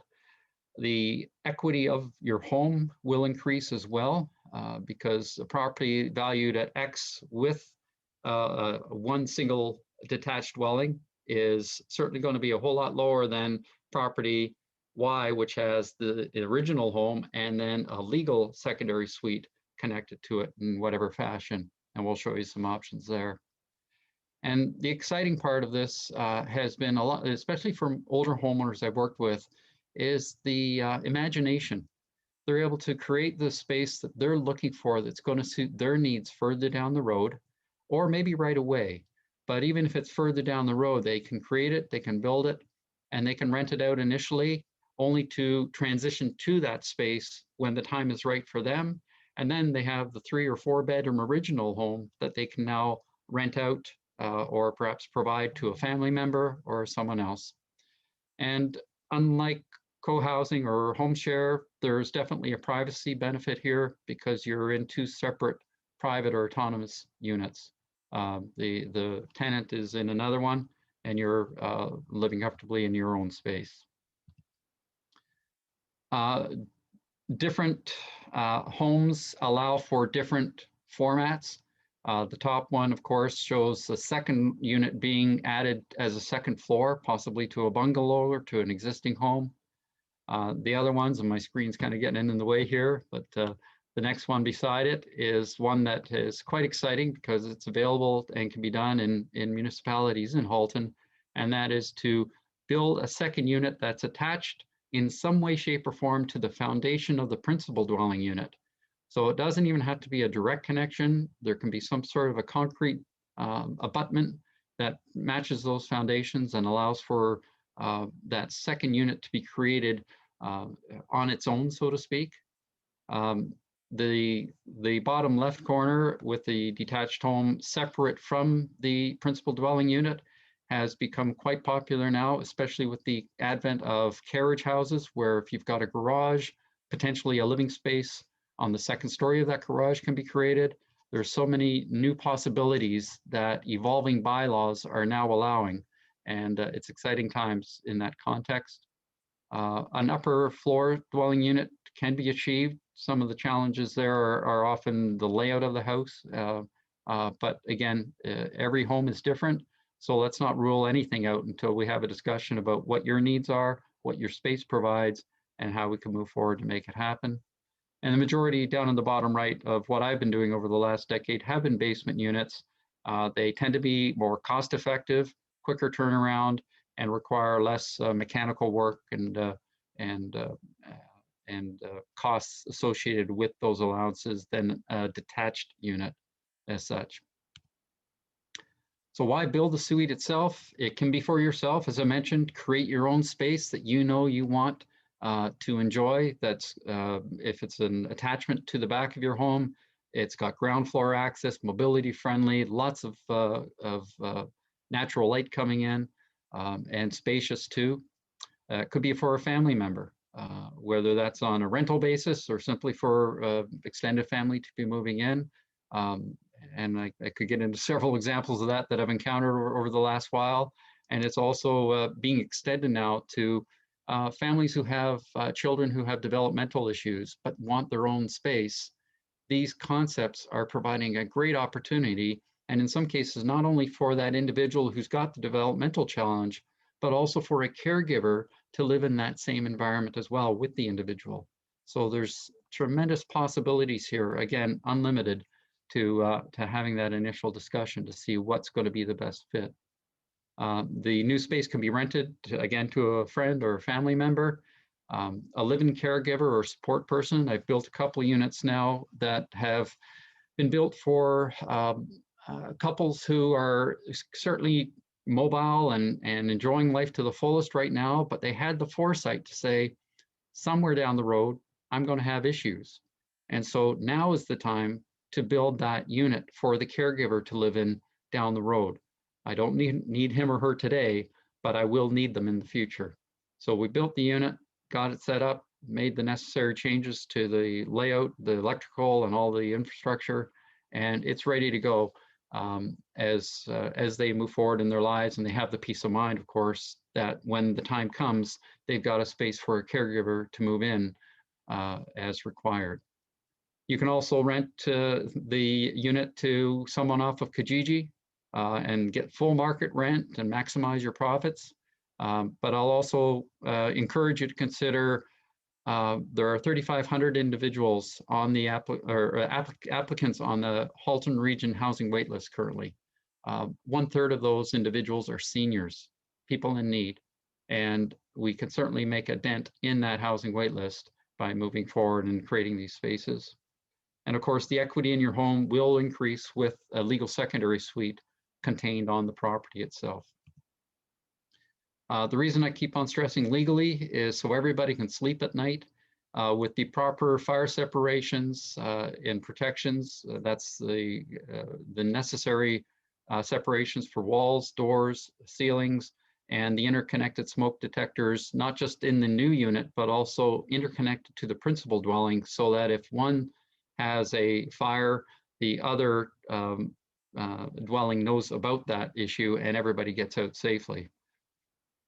The second point is egress, especially in basement unit. It's a priority to make sure that there are at least 2 ways of getting out of that space in case of an emergency. And in Halton, there are still parking requirements. In Toronto and parts of Hamilton, parking has been waived. So if you put a new unit in Toronto, you don't need to have extra parking for that resident. But here in Halton Region, we still need 1 parking unit or parking space for the new unit coming in. Some properties are easier to accommodate that requirement than others, but again, it's something that we can take a look at initially and suss out what's best. The Ontario government about a decade ago insisted on intensification, and that's where secondary suites came to the surface. That provincial mandate to bring more housing into existing residential areas triggered a bit of an evolution of mindsets and bylaw changes in all 4 municipalities here in Halton. So now all 4 offer legal secondary suites as an option, and it's an as of right option. You don't have to have a survey done by all your neighbors to make sure they're happy with what you're doing. Because it's now an as of right bylaw, you can move forward, obviously following the conditions of the bylaws, and build the unit you want in your own way without the neighbor's approval. Halton Hills has a brochure on building 2-unit houses. Milton has put together a great 5-page summary of what has to be followed. And within this summary, and for all municipalities, there is a section in the Ontario Building Code called Part 11. Won't get into it in detail today, but it provides those fire separations and other responsibilities, but they allow smaller concessions on those so that they're still safe and secure, but they do provide significant cost savings to homeowners who are building these units. And again, I won't get into it in detail, but it's something definitely to research to make sure that you're getting the best value of the build that you're doing. A few years back, I set up a company called egality.ca with the focus on building affordable housing affordably for everyone. And on the website, you'll find a section that allows for information, not just of Halton, but various regions I've worked in, to provide contacts with the different municipal building departments. Burlington, Oakville, Milton, and Halton Hills are all listed here, and you can find that information. I try to update it as often as I find out about what programs and incentives are out there. As an example, in Peel region right now, Mississauga, Brampton, Caledon, the region is offering $30,000 for homeowners who have an illegal secondary suite to renovate and make it legal. So it's an amazing, literally a $30,000 grant, forgivable loan that's available to homeowners to upgrade their secondary suites to make sure that they've got the fire separation, egress, and I believe now parking is not an issue in Peel as well as it once was. So it's really about fire separation, egress, safety all the way through. So that means a small bungalow in Burlington or a larger home in Oakville all now have the ability to create a legal secondary suite in their basements. The city of Burlington provided a CD back in 2012. I've still got it today. I have to find a computer that uses a CD now, but on that CD, it showed all the properties in Burlington that were pre-qualified for a legal secondary suite. And one city staffer told me that there are 20,000 properties in Burlington alone that already could have a legal secondary suite on their property, whether it's in their basement, attached, or I won't say detached because Burlington's bylaws don't allow detached yet, but attached to their home. So there's great opportunity for homeowners in all corners of Halton to take advantage of this and make it work for them. This property I showed you a second ago was the home I bought in 2012. I was working with Halton Multicultural Council as a volunteer, and the day we got possession, a newcomer family to Halton region moved into the main floor. 3 months later, we created the legal basement apartment, and a woman and her daughter escaping from an abusive relationship moved into that unit, and you could just see the relief in their eyes and the weight off their shoulders as they moved in and created a home environment that they were very, very thankful for. And it was affordable because she paid 30% of her income towards rent, and the region paid a top-up subsidy to me as the landlord for the balance. And that's how the properties become affordable, because the household pays 30% of their gross income and the region pays a rent subsidy to cover the rest. This is a property we built in 2015. I took this picture a couple of months ago. The resident there is the same resident who moved in. In fact, I don't think there's been any transition of tenants because they're so thankful. They, as you can see, take such good care of the property. It looked like it was the way it was the day we left the completed build.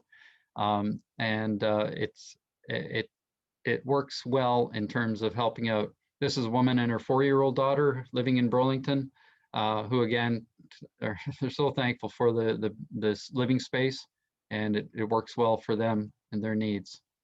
I mentioned cash flow earlier. I won't get into all the details here. Using a traditional mortgage method, and I learned a lot from what Matt shared earlier. Definitely with a traditional mortgage, if we take $105,000 to create this build, and I'll get into numbers in a second here, the mortgage payment would be $500 a month. Insurance, property tax, and other changes inherent with the secondary suite would add up to about $100 a month. Keep a couple hundred aside for repairs and whatever. The income for a 2-bedroom unit, and I always build at least 2 bedrooms. Sometimes I can even build a 3-bedroom unit as a basement unit. The reason I do 2 bedrooms minimum is because you get a better monthly rent from the region, which is right now around $1,600. Of course, there'll be extra utility costs because of the new resident on the property.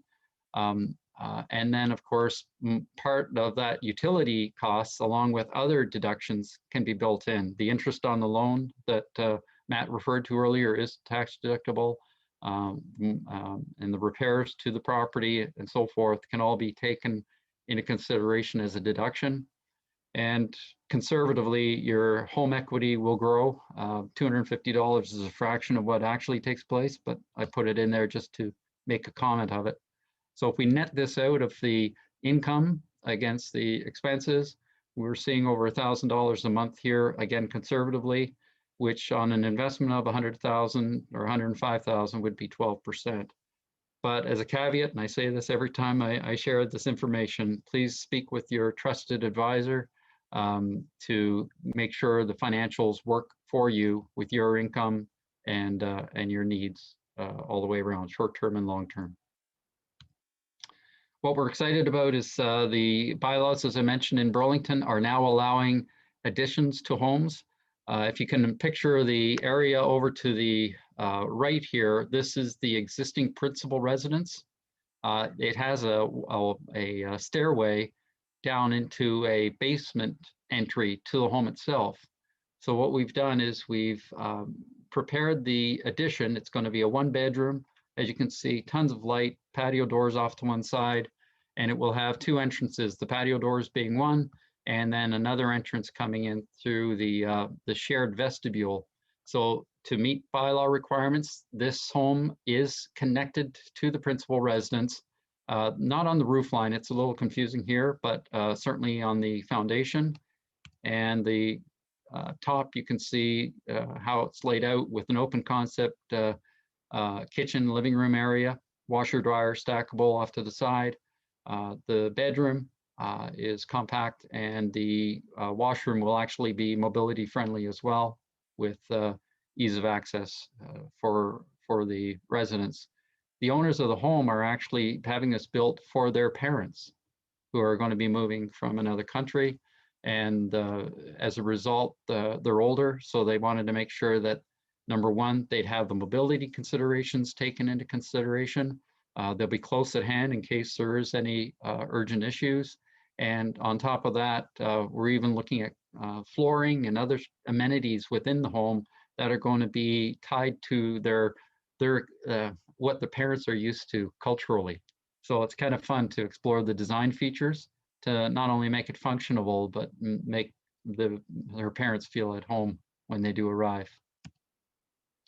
So I mentioned earlier the options of who these homes could be built for, and I'll reinforce the housing wait list is lengthy right now. Wait times are, I'm going to say 5 years right now for seniors, sometimes longer. I think Marion mentioned, or pardon me, it was Heather who mentioned Halton Housing Help.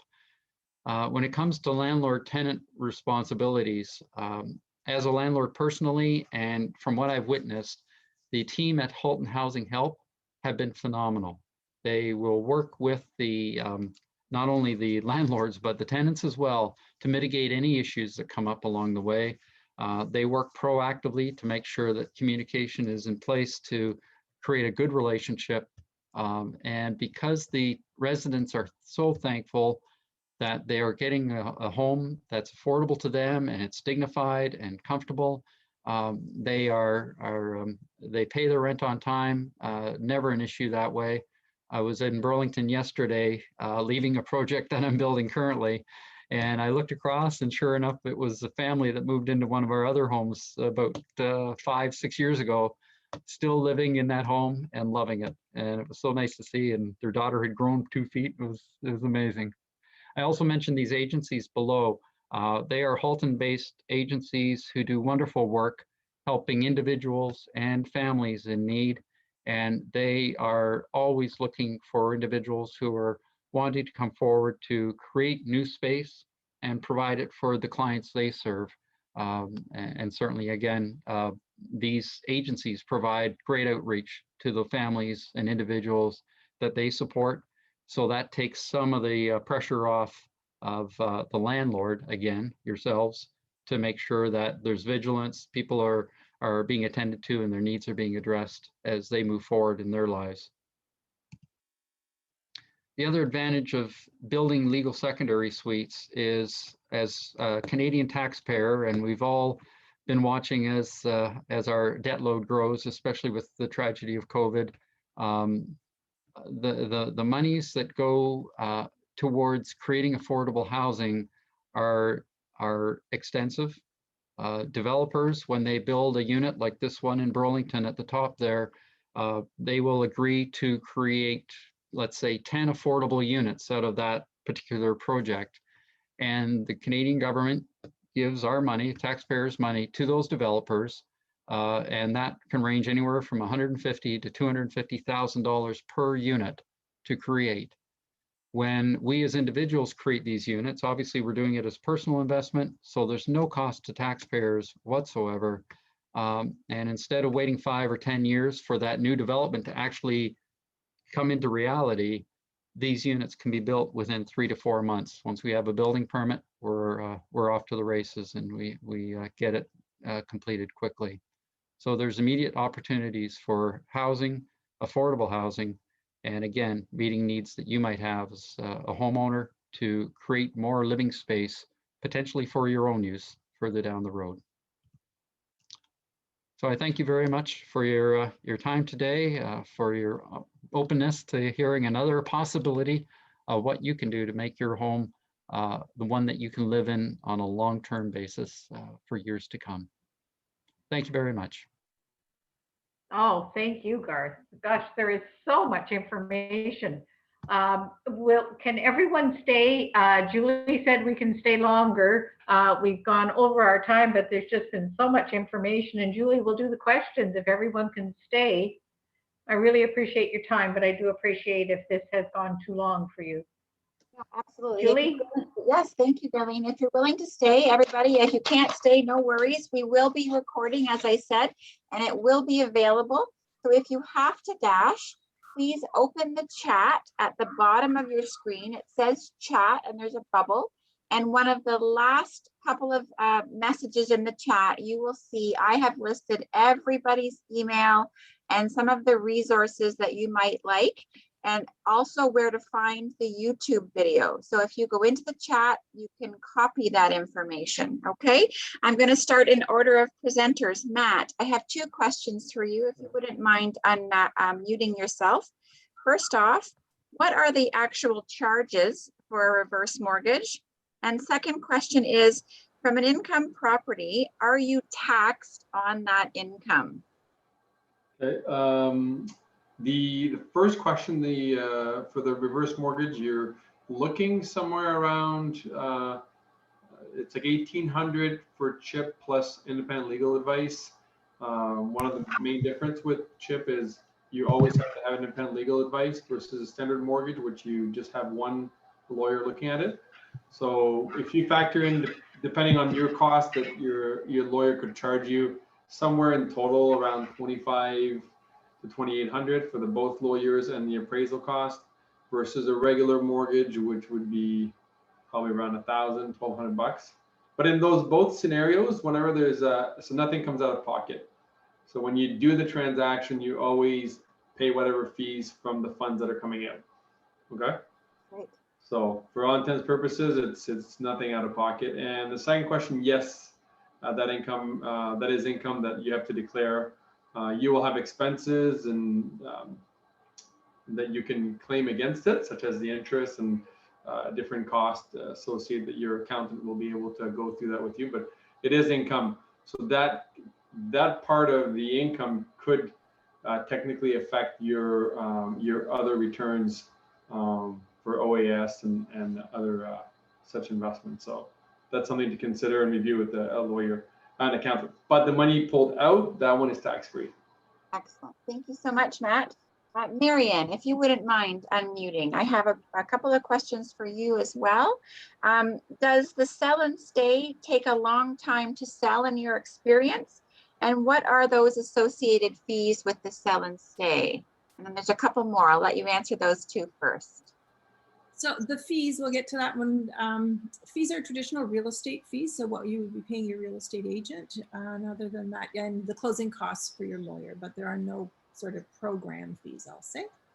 And then in terms of, does it take a longer time to sell or does it take a long time to sell? It really depends on the house and the price point and the seller's criteria for the landlord. So really who's coming to the table.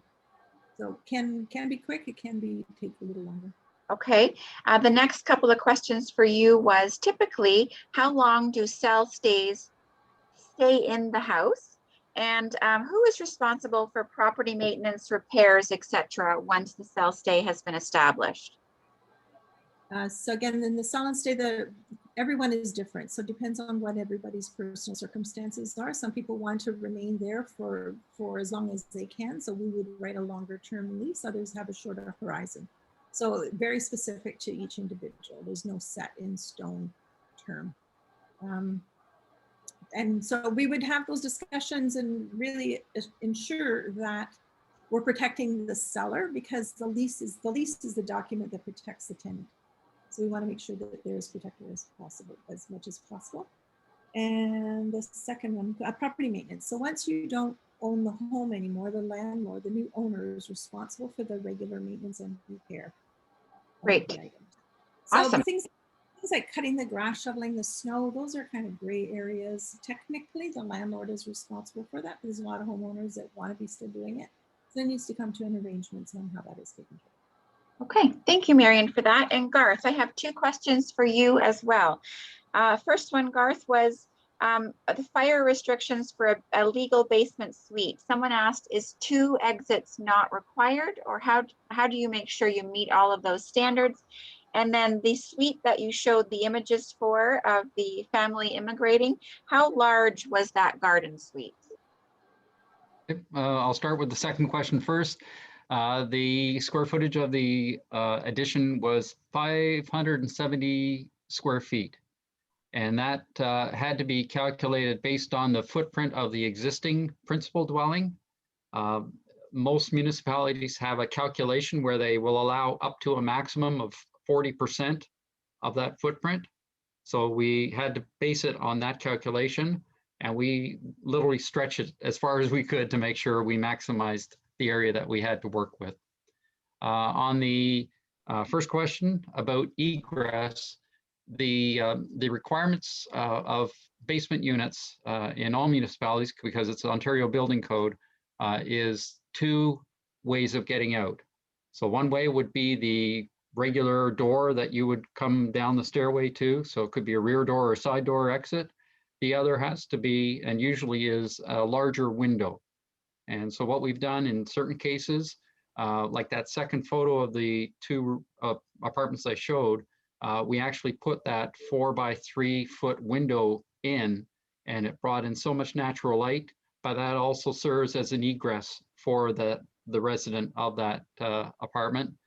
In some cases, we already have windows that meet the requirement, but sometimes we have to change the type of window that's in that opening so that it can be easily taken apart without hardware so someone can get out, because that egress has to have certain conditions, and one of them is you don't need a screwdriver to get those panes out. You can literally pop them and move forward that way. Excellent, thank you. I will give everybody one more chance for a hand wave or a hand up or a comment in the chat section.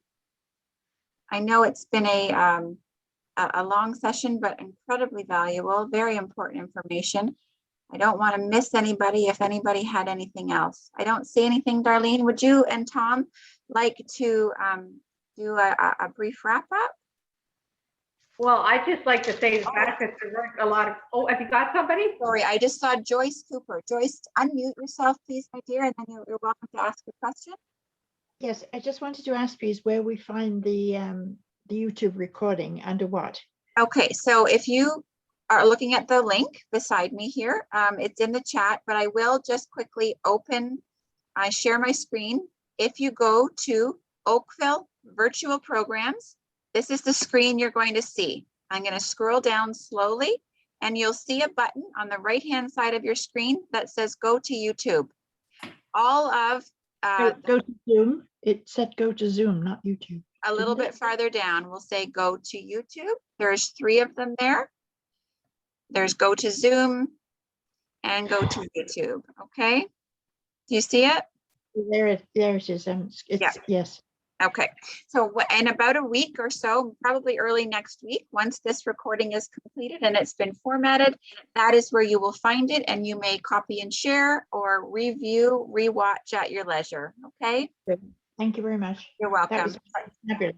Thank you. Good. Thank you, Darlene. Sorry, back to you, my dear. Oh, no, I'm glad you did that. I just wanted to thank everybody. I know this has been very long, but there's just been so much information. I've learned, so much. Thank you all so very much. Couldn't have done it without all your expertise. Thank you. Tom? I just want to reiterate what Darlene said and thank everybody who came, and also thank our speakers very, very much. We got a bundle load of good information and a bundle load of good resources. So we thank all 4 of you. Thank you very much. Thank you. Okay, I think that wraps up our session today. Just so you know, June 17th is a Thursday. We have June as Seniors Month celebration. We're very excited to be having a wonderful program at 1 o'clock. If you want information, please contact myself or Darlene, and we'll be happy to send you the link. We're featuring the fiddlesticks and entertainment, and we have a wonderful speaker on finding joy in times of difficulty. So we would love to see you there to celebrate the amazing contributions of seniors in our community. So thanks for being here, everybody. Enjoy the long weekend and the weather. So exciting. Thank you, Julie. Bye, everybody. Bye. Thanks, Ann. Great to see everyone. Thanks so much. Bye. Take care. Thank you. Good to see you, Tom.